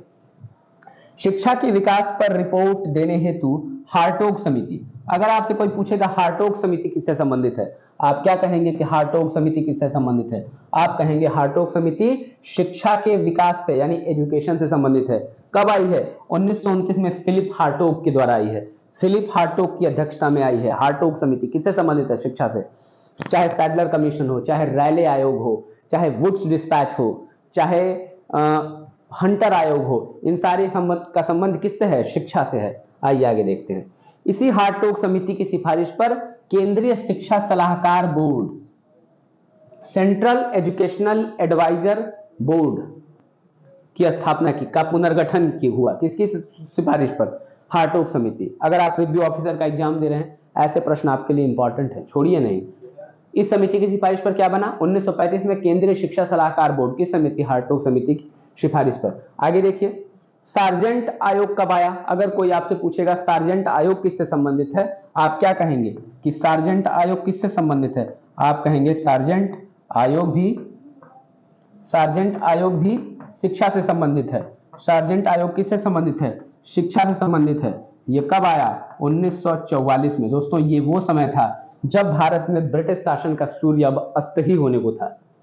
ब्रिटिश शासन का सूर्य अस्त होने को था, मतलब 1947 में। इसके कुछ वर्षों बाद हम आजाद भी हो गए। आइए अगला प्रश्न देखते हैं। महत्वपूर्ण पत्र, पत्रिकाएं एवं पुस्तकें, यहाँ पर हमने शिक्षा से संबंधित भी जो प्रश्न थे वो कर लिया। अब आप बस ये मत सोचिए कि हमने केवल शिक्षा और उससे रिलेटेड चीजों को किया, हमने बहुत सी चीजें, बहुत से ऐसे संदर्भ लिए जो व्यापक थे, विविध थे, इसीलिए हमने काफी अच्छा काम किया है यहाँ पे। अब हमारे सामने है महत्वपूर्ण पत्र, पत्रिकाएं एवं पुस्तकें। कई बार आपसे पूछा जाता है कि संबंधित पत्र के लेखक कौन है, कब आया, कहाँ से जारी किया गया, किस भाषा में जारी किया गया, वर्नाक्युलर प्रेस एक्ट क्या था, ये तमाम चीजें पूछी जाती है और हम कंफ्यूज रहते हैं। आइए इस छोटी सी वीडियो में हम इसे भी खत्म करने का प्रयास करते हैं। भारत में प्रिंटिंग प्रेस यानी छापा खाना, जहां छपाई होती है, इसकी शुरुआत कब हुई है? 16वीं सदी में। आप क्या कहेंगे? 16वीं सदी में। किसके द्वारा? पुर्तगाली मिशनरियों के द्वारा। अगर किसी को कंफ्यूजन है इस छोटी सी चीज में, तो 16वीं सदी का मतलब क्या? 1501 से 1600 के बीच, यही 16वीं सदी है ना, ठीक है। तो 16वीं सदी में पुर्तगाली मिशनरियों द्वारा, पुर्तगाली भारत में कब आए? सबसे पहले 1498 में वास्को द गामा भारत आया, ठीक है। 1503 में पुर्तगालियों ने अपनी पहली फैक्ट्री कोचीन में डाली। कहां डाली? कोचीन या कोच्चि में डाली। इनका प्रथम गवर्नर कौन पुर्तगालियों का? Francisco de Almeida. कौन था? Francisco de Almeida. चलिए आगे बढ़ते हैं। भारत में पुर्तगाली साम्राज्य का संस्थापक अगर कहा जाएगा तो अल्फांसो दी अल्बुकर्क, वास्तविक संस्थापक अल्फांसो दी अल्बुकर्क। आगे आइए। गोवा के पादरियों ने, ये किसने स्थापित किया था? गोवा के पादरियों ने, मतलब जो पहला छापा खाना था, इन्हीं ने पहली पुस्तक छापी थी। अब आपसे पूछा जाएगा भारत में छापे खाने का इतिहास बताइए। आप कहेंगे 16वीं सदी में ईसाई मिशनरियों ने, किसने? पुर्तगाली ईसाई मिशनरियों ने 1557 में पहली पुस्तक गोवा में छापी थी। कहाँ? गोवा में। आगे आ जाइए। लेकिन ये धर्म से रिलेटेड होगा, तमाम चीजें होंगी और बड़े पैमाने पर नहीं हुआ होगा। आइए आगे देखते हैं। James Augustus Hicky, James Augustus Hicky, इसने 1780 ईस्वी में, कब? 1780 में बंगाल गजट का प्रकाशन किया। किसका प्रकाशन किया?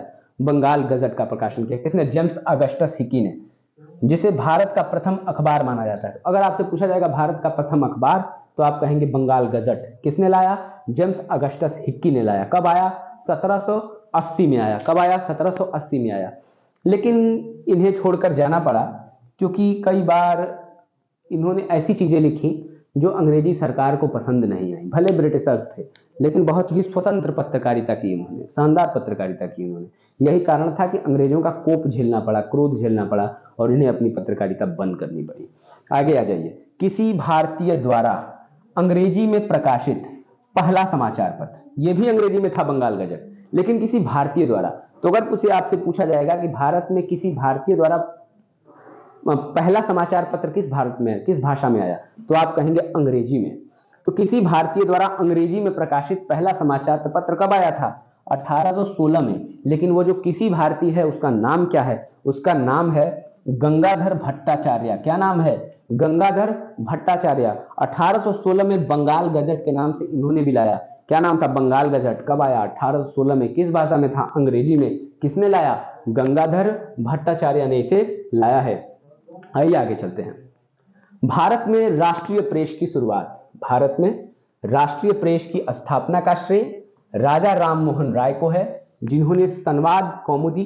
भारत में राष्ट्रीय प्रेस की स्थापना का श्रेय किसे है? राजा राममोहन राय, भारतीय पुनर्जागरण के पिता, फादर ऑफ इंडियन रेनेसां। इन्होंने ही भारत में राष्ट्रीय प्रेस पर बहुत ही शानदार काम किया है। किसने किया है? राजा राममोहन राय। इनके अखबारों का नाम देख लीजिए। संवाद कौमुदी, अगर आपसे कोई पूछेगा संवाद कौमुदी के संस्थापक कौन है, आप कहेंगे राजा राममोहन राय। मिरात उल अखबार, मिरात उल अखबार का कौन है? आप वहां भी कहेंगे राजा राममोहन राय। संवाद कौमुदी हो गया, मिरात उल अखबार हो गया, ये राजा राममोहन राय के अखबार हैं। आगे आ जाइए। ईश्वर चंद्र विद्यासागर, ईश्वर चंद्र विद्यासागर, इनकी पुस्तक का क्या नाम था, या सॉरी इनकी पत्र का क्या नाम था? सोम प्रकाश। क्या नाम है? सोम प्रकाश। दोस्तों यही ईश्वर चंद्र विद्यासागर हैं, जिनके नेतृत्व में 1856 में पहली बार क्या हुआ है? पहली बार विधवा पुनर्विवाह कराया गया। ऑफिशियली विधवा पुनर्विवाह अधिनियम भी आया। विधवा पुनर्विवाह पर सबसे ज्यादा विडोज रिमैरेज एक्ट, विधवा पुनर्विवाह अधिनियम आया 1856 में। जब आया यह अधिनियम, तो इस समय ब्रिटेन का गवर्नर कौन था? इस समय ब्रिटिश गवर्नर था कैनिंग। कौन था? कैनिंग ब्रिटेन का गवर्नर था। याद रखिएगा। विडो रीमैरिज एक्ट 1856 में आया ईश्वर चंद्र विद्यासागर के शानदार प्रयास से। ठीक है, ये सारी चीजें याद रखिएगा। इनके क्या नाम है पत्र का? सोम प्रकाश। सोम प्रकाश। आगे आ जाइए। भारत मिहिर, सोम प्रकाश। आगे देखा जाए, लिटन के वर्नाक्युलर प्रेस एक्ट। आपने भी कई बार सुना होगा कि ये वर्नाक्युलर प्रेस एक्ट क्या होता है, वर्नाक्युलर प्रेस एक्ट क्या होता है, लेकिन कई बार क्लियर नहीं हुआ होगा। आपने याद कर लिया होगा कि लॉर्ड लिटन के समय, ब्रिटिश गवर्नर था लिटन, इसी के समय आया। लेकिन क्या था वर्नाक्युलर प्रेस एक्ट, क्या आपको पता है? वर्नाक्युलर यानी देशी भाषा। भारत की तमाम देशी भाषाओं में से कोई भी अखबार यदि जारी किया जाता है तो उस पर क्या कर दिया गया? प्रतिबंध लगा दिया गया। वो तमाम प्रतिबंधों के अधीन होगा, उसे तमाम बहुत ही रेस्ट्रिक्शंस फॉलो करने पड़ेंगे। इसी को हम वर्नाक्युलर प्रेस एक्ट कहते हैं। ये क्यों लाया गया? भारत में तेजी से उभरते हुए राष्ट्रवाद का गला घोटने के लिए, राष्ट्रवाद को दबाने के लिए। पत्राचार क्या है? पत्र क्या है? भारत को जागृत करता है, भारत की सोई हुई राष्ट्रीय चेतना को जगाता है। पत्र वो है जो भारत के हर हिस्से में पहुंचकर बताता है कि हम ब्रिटिशर्स क्या हैं, हमारी स्थिति क्या है। लोग जानते हैं। सूचित समाज का निर्माण होता है, इन्फॉर्म्ड सोसाइटी का निर्माण होता है, जन चेतना का विकास करता है। वास्तव में जो भी पत्रकारिता है, हम इसे कह सकते हैं कि ये राष्ट्रवाद का लैबोरेटरी है। क्या है? लैबोरेटरी है। इसीलिए उन्होंने इसे दबाने के लिए, देशी भाषा में प्रचारों को दबाने के लिए वर्नाक्युलर प्रेस एक्ट लाया। किसके लिए लाया था? सोम प्रकाश। किसका था? ईश्वर चंद्र विद्यासागर का पत्र। डर गए थे अंग्रेज इस पत्रकारिता से। सोम प्रकाश और भारत मिहिर के विरुद्ध कार्यवाही के लिए आमतौर पर यह लाया गया था। ठीक है, लेकिन इसके साथ एक और बात जुड़ गई, बहुत ही शानदार। यहां देखिए थोड़ा सा, एक पत्रिका थी अमृत बाजार पत्रिका। अमृत बाजार पत्रिका, ठीक है, अमृत बाजार पत्रिका। मोतीलाल घोष ने 1868 में इस अमृत बाजार पत्रिका को स्थापित किया था।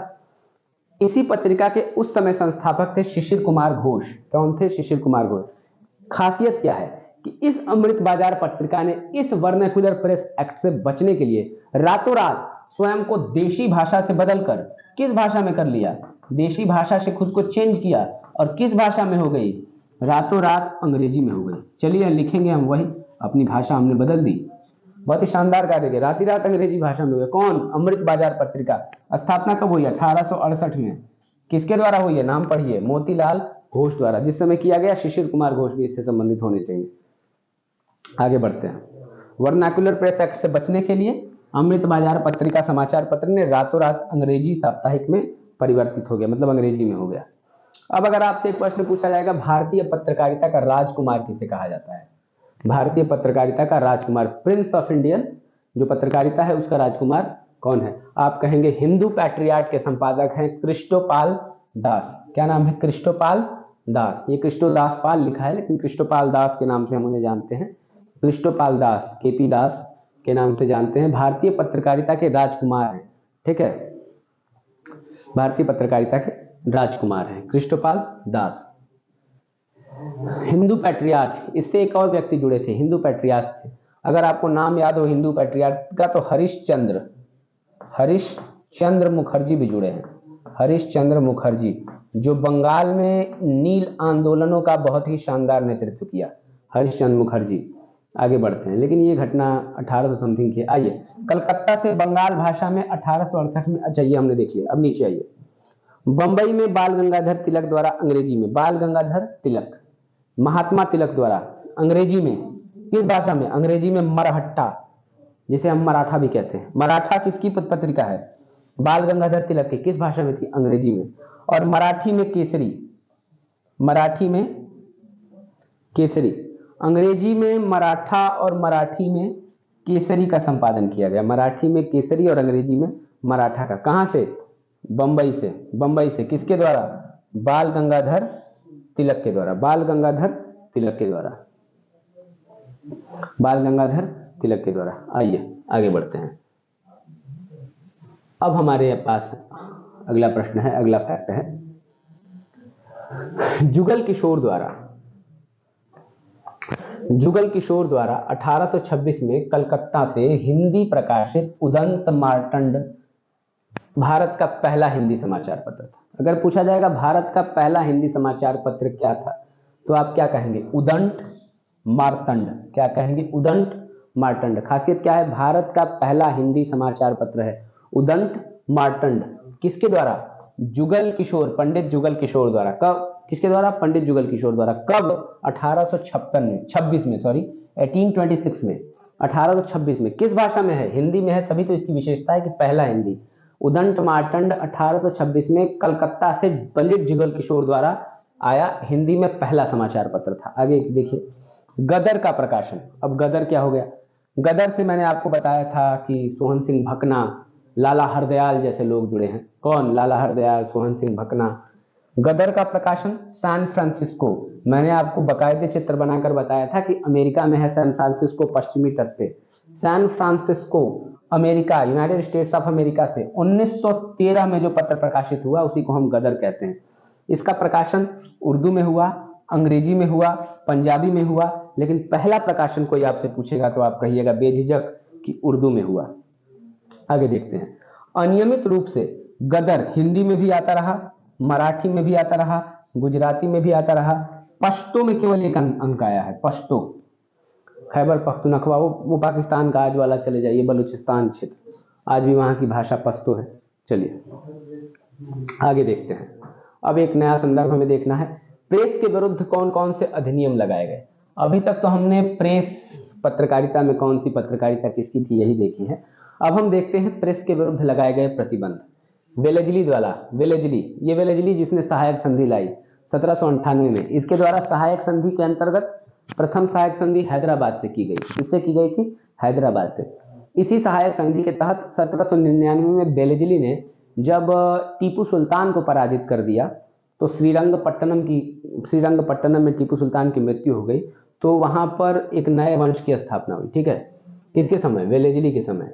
1799 में क्या है? इसने एक प्रेस नियंत्रण अधिनियम लाया जिसे हम सेंसरशिप एक्ट कहते हैं। प्रेस नियंत्रण अधिनियम, सेंसरशिप एक्ट किसके समय में आया है? वेलेजली के समय में आया है, याद रखिएगा। लॉर्ड हेस्टिंग्स, अब हमको किसका नाम पढ़ना है? Lord Hastings. लॉर्ड हेस्टिंग्स की खासियत क्या है?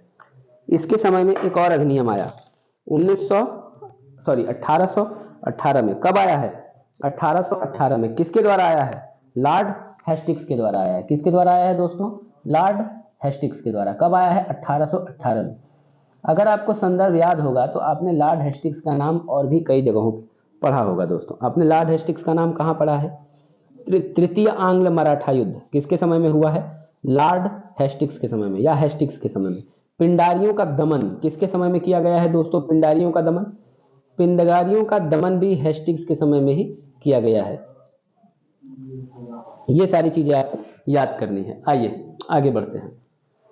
अगला है गवर्नर जनरल एडम्स ने 1823 में अनुज्ञप्ति अधिनियम बनाकर मुद्रक तथा प्रकाशन से मुद्रणालय स्थापित करने से पूर्व लाइसेंसिंग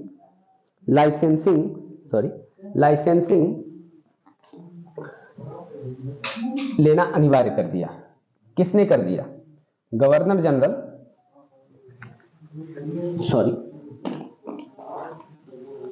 जनरल एडम्स ने। किसने? एडम्स ने। क्या किया एडम्स ने? एडम्स भी एक गवर्नर आया था अल्पकाल के लिए 1823 में। इसने क्या किया है कि अनुज्ञप्ति नियम बनाया। अनुज्ञप्ति नियम यानी मुद्रक तथा प्रकाशक को, इसने कहा कि जो मुद्रक है और प्रकाशक, इसको मुद्रणालय स्थापित करने से पूर्व लाइसेंस लेना अनिवार्य होगा। ठीक है, लाइसेंस लेना। ये सारे कार्य क्यों थे? भारत में पत्रकारिता को हतोत्साहित करने के लिए। अनुज्ञप्ति नियम राजा राम मोहन राय का मिरातुल अखबार प्रतिबंधित कर दिया गया था। राजा राम मोहन राय का अखबार का क्या नाम था? फारसी में मिरातुल अखबार। इसके बाद उन्होंने ही संवाद कौमुदी नामक अखबार भी लाया। कौन सा अखबार लाया दोस्तों? संवाद कौमुदी। अब चलिए हम विलियम बेंटिक के पास आ गए हैं। विलियम बेंटिक के पास आ गए हैं। आइए विलियम बेंटिक को भी समझने की कोशिश करें। गवर्नर जनरल विलियम बेंटिक का दृष्टिकोण। अगर भारत का प्रथम गवर्नर जनरल पूछा जाएगा तो आप विलियम बेंटिक ही बताइएगा। भारत का प्रथम गवर्नर जनरल, और बंगाल का अंतिम गवर्नर जनरल भी यही है, क्योंकि बंगाल का अंतिम और भारत का प्रथम। इसके दृष्टिकोण में भारतीय समाचार पत्रों के प्रति क्या था? उदार था। किसका? William Bentinck. इसी के समय भारत में क्या हुई? इसी के समय में भारत में सती प्रथा का अंत हो गया। किस प्रथा का अंत हुआ?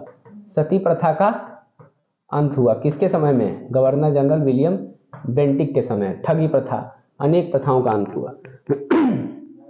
चार्ल्स मेटकाफ को समाचार पत्रों का मुक्तिदाता कहा जाता है। लिबरेटर ऑफ इंडियन प्रेस अगर पूछा जाएगा, भारतीय समाचार पत्रों का मुक्तिदाता, तो आप क्या कहेंगे? आप कहेंगे चार्ल्स मेटकाफ। इसी मेटकाफ के समय में 1809 में राणा रणजीत सिंह से पंजाब के संधि हुई थी। किसकी? राणा रणजीत सिंह से। कौन? किसके समय? मेटकाफ के। मेटकाफ उस समय क्या था? मध्यस्थ था। इसी को भारत के समाचार पत्रों का मुक्तिदाता कहते हैं। मेटकाफ को liberation of the Indian press, liberator, यहां पर लिबरेटर होना चाहिए, भारतीय समाचार पत्रों का मुक्तिदाता। 1867 में पंजीकरण अधिनियम आया। 1867 में कौन सा अधिनियम आया? पंजीकरण अधिनियम, रजिस्ट्रेशन एक्ट। इसका भी कारण क्या था? पत्रकारिता पर प्रतिबंध लगाना। आपके लिए सबसे इंपॉर्टेंट कौन सा था? Liberator of Indian press Charles Metcalfe, भारतीय समाचार पत्रों का मुक्तिदाता। और कौन सा आपके लिए इंपॉर्टेंट था? आपके लिए इंपॉर्टेंट था वर्नाक्युलर प्रेस एक्ट। किसने लाया? लिटन ने। और किसने समाप्त किया वर्नाक्युलर प्रेस एक्ट को? रिपन ने समाप्त किया है। लॉर्ड रिपन ने वर्नाक्युलर प्रेस एक्ट को समाप्त किया है। वर्नाक्युलर प्रेस एक्ट लिटन के समय 1878 में पारित हुआ। इसको मुंह बंद करने वाला अधिनियम कहा गया है। आइए आगे बढ़ते हैं। 1882 में रिपन के समय इस अधिनियम को समाप्त कर दिया है। किसे? वर्नाक्युलर प्रेस एक्ट को आप अभी देख चुके हैं। आइए आगे बढ़ते हैं। वर्ष 1908 में न्यूज़पेपर एक्ट पारित किया गया। बहुत इंपॉर्टेंट नहीं है लेकिन फिर भी याद कीजिए। 1908 में कौन है? मिंटो, मार्ले मिंटो रिफॉर्म्स आपने 1909 में सुना होगा। तो मिंटो है इस समय भारत के वायसराय। कौन है? मिंटो, याद रखिएगा। मिंटो द्वितीय भी कहते हैं। इंडियन प्रेस एक्ट 1910 में पारित हुआ था। इंडियन प्रेस एक्ट 1910 में। ये सारे उतने इंपॉर्टेंट नहीं है। समाचार पत्र संबंधी कानूनों की समीक्षा, ये याद कर लीजिए। 1921 में तेज बहादुर, ये समूह नहीं है, ये सप्रू है। तेज बहादुर सप्रू की अध्यक्षता में प्रेस कमेटी, पूछा जाएगा किस भारतीय की अध्यक्षता में प्रेस कमेटी बनी थी? तो तेज बहादुर सप्रू की अध्यक्षता में सप्रू कमेटी बनी थी। अगला देखिए। Lord Wellesley, Minto, Adam, Canning, Lytton, इन लोगों को भारतीय प्रेस की स्वतंत्रता का विरोधी माना जाता है। वेलेस्ली के समय 1799 में एक्ट आया, आप जानते ही हैं। मिंटो के समय में आपने अभी देखा 1909 में। एडम के समय में 1823 में। कैनिंग के समय में भी, कैनिंग भी भारतीय समाचार पत्र का क्या है? विरोधी ही है। ठीक है। लिटन के समय में भी विरोध किया गया। लिटन के समय में तो वर्नाक्युलर प्रेस एक्ट ही आया सबसे बड़ा। तो ये लोग भारतीय पत्रकारिता के विरोधी हैं। इसके अलावा बात की जाएगी विलियम बेंटिक की, चार्ल्स मेटकाफ की, रिपन की, तो ये समर्थक है। कौन कौन? देखिए, बेंटिक हो गया, हेस्टिक्स को भी गिन लीजिए, मेटकाफ हो गया, रिपन हो गया। ये महत्वपूर्ण लोग क्या हैं? भारतीय समाचार पत्र के समर्थकों में है। आइए यहां पर हमने ये सेक्शन भी खत्म कर लिया। अब एक नए सेक्शन की तरफ बढ़ते हैं। महत्वपूर्ण पत्र पत्रिकाएं और पुस्तकें। महत्वपूर्ण पत्र पत्रिकाएं और पुस्तकें, चलिए देखते हैं। अभ्युदय पुस्तक के, अभ्युदय हो गया, लीडर हो गया, हिंदुस्तान, इनके संपादक कौन है? अभ्युदय, लीडर और हिंदुस्तान। अभ्युदय इसी प्रयागराज से इसका संपादन हुआ था। किसने किया? मदन मोहन मालवीय, जिनकी उपाधि क्या है? महामना मदन मोहन मालवीय। उपाधि क्या है इनकी? महामना की उपाधि है इनकी, महामना की उपाधि है इनकी। अभ्युदय, लीडर और हिंदुस्तान, कौन संपादक है? महामना मदन मोहन मालवीय, जिन्होंने कभी बनारस हिंदू यूनिवर्सिटी की स्थापना की अपने भगीरथ प्रयास से। इंडियन मिरर, अब आपसे कोई पूछ देगा इंडियन मिरर कौन है भाई? जो भारत को दर्पण दिखला रहा है। मनमोहन घोष और केशव चंद्र सेन। मनमोहन घोष और केशव चंद्र सेन किसके? इंडियन मिरर के। मनमोहन घोष और केशव चंद्र सेन। इंडिपेंडेंट के कौन है? मोतीलाल नेहरू। इंडिपेंडेंट के कौन है? मोतीलाल नेहरू, जवाहरलाल नेहरू के पिता, जिनकी रिपोर्ट पर 1928 में नेहरू कमेटी बनाई गई। जो लोग 1923 में कांग्रेस खिलाफत स्वराज पार्टी के सचिव बने। कौन? मोतीलाल नेहरू, याद रखिएगा। काल के संस्थापक कौन है? शिवराम महादेव परांजपे। शिवराम महादेव परांजपे। परांजपे का संबंध किससे है? काल से। काल के संपादक कौन? शिवराम महादेव परांजपे। शिव महादेव परांजपे, शिवराम महादेव परांजपे। कॉमरेड, काल क्या है? काल क्या है? क्रांतिकारिता की पत्रिका है, आप हमेशा याद रखिएगा, क्रांतिकारिता की पत्रिका है। उसी प्रकार कॉमरेड और हमदर्द के बारे में बताइए, किसकी है? मोहम्मद अली की है। मोहम्मद अली की है। कौन कौन? कॉमरेड और हमदर्द मोहम्मद अली की है, याद रखिएगा। आप खिलाफत आंदोलन याद करिए, उससे जुड़ेंगे मोहम्मद अली। कौन कौन सी है? कॉमरेड और हमदर्द। कैसरी नहीं, ये केसरी है। केसरी किस भाषा में आई? मराठी भाषा में। और मराठा किस भाषा में आई? अंग्रेजी भाषा में। दोनों का संपादक कौन? बाल गंगाधर तिलक। संपादक कौन? केसरी किस भाषा में? आप कहिए मराठी भाषा में। मराठी किस भाषा में? अंग्रेजी भाषा में। संपादक कौन? तिलक, महात्मा तिलक, जिन्हें भारतीय अशांति का जनक कहा। किसने तिलक को भारतीय अशांति का जनक कहा? अगर आपसे पूछा जाएगा तो आप कहेंगे वेलेंटाइन शिरोल। वेलेंटाइन शिरोल, जिन पे जाकर उन्होंने केस भी कर दिया लंदन, इंग्लैंड में। वेलेंटाइन शिरोल ने इन्हें क्या कहा है? भारतीय अशांति का जनक, फादर ऑफ इंडियन रेनेसांस। किसे कहा है? वेलेंटाइन शिरोल ने तिलक को कहा है। अब अगला आपसे पूछ रहा है कि Karmayogi, Yugantar, Vande Mataram, life divine, Savitri, Bengali, nation in the making, इन पत्रिकाओं के लेखक कौन है? अरविंदो घोष। कौन है? अरविंदो घोष। सॉरी, ये नीचे वाली लाइन मैंने गलती से बोल दी। इसमें क्या है? कर्मयोगी। कर्मयोगी का कौन है? अरविंदो घोष साहब। युगांतर, अरविंदो घोष। वंदे मातरम, अरविंदो घोष। वंदे मातरम के आपको और कई लोग मिलेंगे। लाइफ डिवाइन बहुत ही फेमस है। वंदे मातरम नहीं लिखी थी इन्होंने, अनुवाद किया था। वंदे मातरम अरविंदो घोष। लाइफ डिवाइन का कौन है? अरविंदो घोष। याद रखिएगा, लाइफ डिवाइन अरविंदो घोष। सावित्री अरविंदो घोष। ठीक है, अरविंदो घोष। सुरेंद्र नाथ बैनर्जी को देखिए। सुरेंद्र नाथ बैनर्जी की पत्रिकाओं का क्या नाम था? बंगाली किसका है? अगर आपसे कोई पूछे बंगाली किसका है तो आप कहेंगे सुरेंद्र नाथ बैनर्जी। आपसे कोई पूछेगा अ नेशन इन मेकिंग, एक राष्ट्र निर्माण के दौर में, कौन है? सुरेंद्र नाथ बनर्जी। ये वही सुरेंद्र नाथ बैनर्जी हैं जिन्होंने क्या किया था? इंडियन एसोसिएशन की स्थापना की है आनंद मोहन बोस के साथ मिलकर। ये वही सुरेंद्र नाथ बनर्जी हैं जिन्होंने 1905 के बंगाल विभाजन का नेतृत्व किया था। किसका नेतृत्व किया था? बंगाल विभाजन का। आइए आगे देखते हैं। अगला है यंग इंडिया। भवानी मंदिर का संपादक कौन है? वारिंद्र कुमार घोष। वारिंद्र कुमार घोष, अरविंदो घोष के brother Barindra Kumar Ghosh. Young India का कौन है? Mahatma Gandhi. Harijan Mahatma Gandhi. Navajivan Mahatma Gandhi. Hind Swaraj Mahatma Gandhi. My experiment with truth खुद महात्मा गांधी का क्या है? महात्मा गांधी की आत्मकथा है। माई एक्सपेरिमेंट विद ट्रूथ किसकी आत्मकथा है? महात्मा गांधी की। सत्य के साथ मेरे प्रयोग, इसे हिंदी में कहते हैं। Young India, Navajivan, Harijan, Hind Swaraj, my experiment with truth किसकी है? गांधी जी की। संवाद कौमुदी किसकी है? हमने देख लिया है, राजा राम मोहन राय, पहले ही पढ़ लिया था। राजा राम मोहन राय, मिरातुल अखबार, संवाद कौमुदी। संवाद कौमुदी बंगाली भाषा में। सोम प्रकाश का कौन था? सोम प्रकाश, याद रखिए, ईश्वर चंद्र विद्यासागर, हम पहले ही देख चुके हैं। अमृत बाजार पत्रिका, शिशिर कुमार घोष।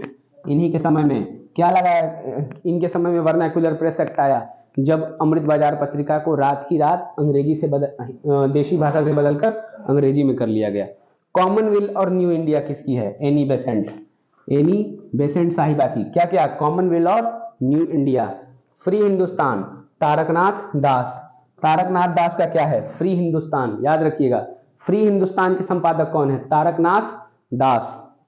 द रिवॉल्यूशनरी का कौन है? The revolutionary Sachindranath Sanyal. सचिंद्रनाथ सान्याल, याद रखिएगा, सचिंद्रनाथ सान्याल।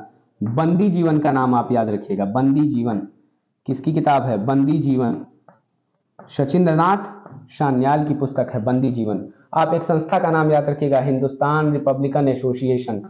1924 में कहाँ स्थापित हुई थी? कानपुर। इस संस्था के प्रमुख मतलब संस्थापकों में सचिंद्रनाथ सान्याल हैं, राम प्रसाद बिस्मिल, चंद्रशेखर आजाद जैसे लोग हैं, क्रांतिकारी हैं। अगली पुस्तक का नाम देखिए, poverty and un British rule in India और रफ्त गोफ्तार। इन दोनों के कौन है? दादा भाई नौरोजी, वही व्यक्ति जिसने 1851 में रहनुमाई मजदयासन सभा की स्थापना की थी। Poverty and un British rule in India, दादा भाई नौरोजी। रफ्त गोफ्तार, इस पत्रिका के भी कौन? दादा भाई नौरोजी। उन्होंने जिन्होंने ड्रेन ऑफ वेल्थ थियरी दी। कौन सी थियरी दी? ड्रेन ऑफ वेल्थ थियरी दी। ड्रेन ऑफ वेल्थ थियरी दी, ठीक है। धन का बहिर्गमन सिद्धांत दिया। किसने? दादा भाई नौरोजी ने। रुकिए,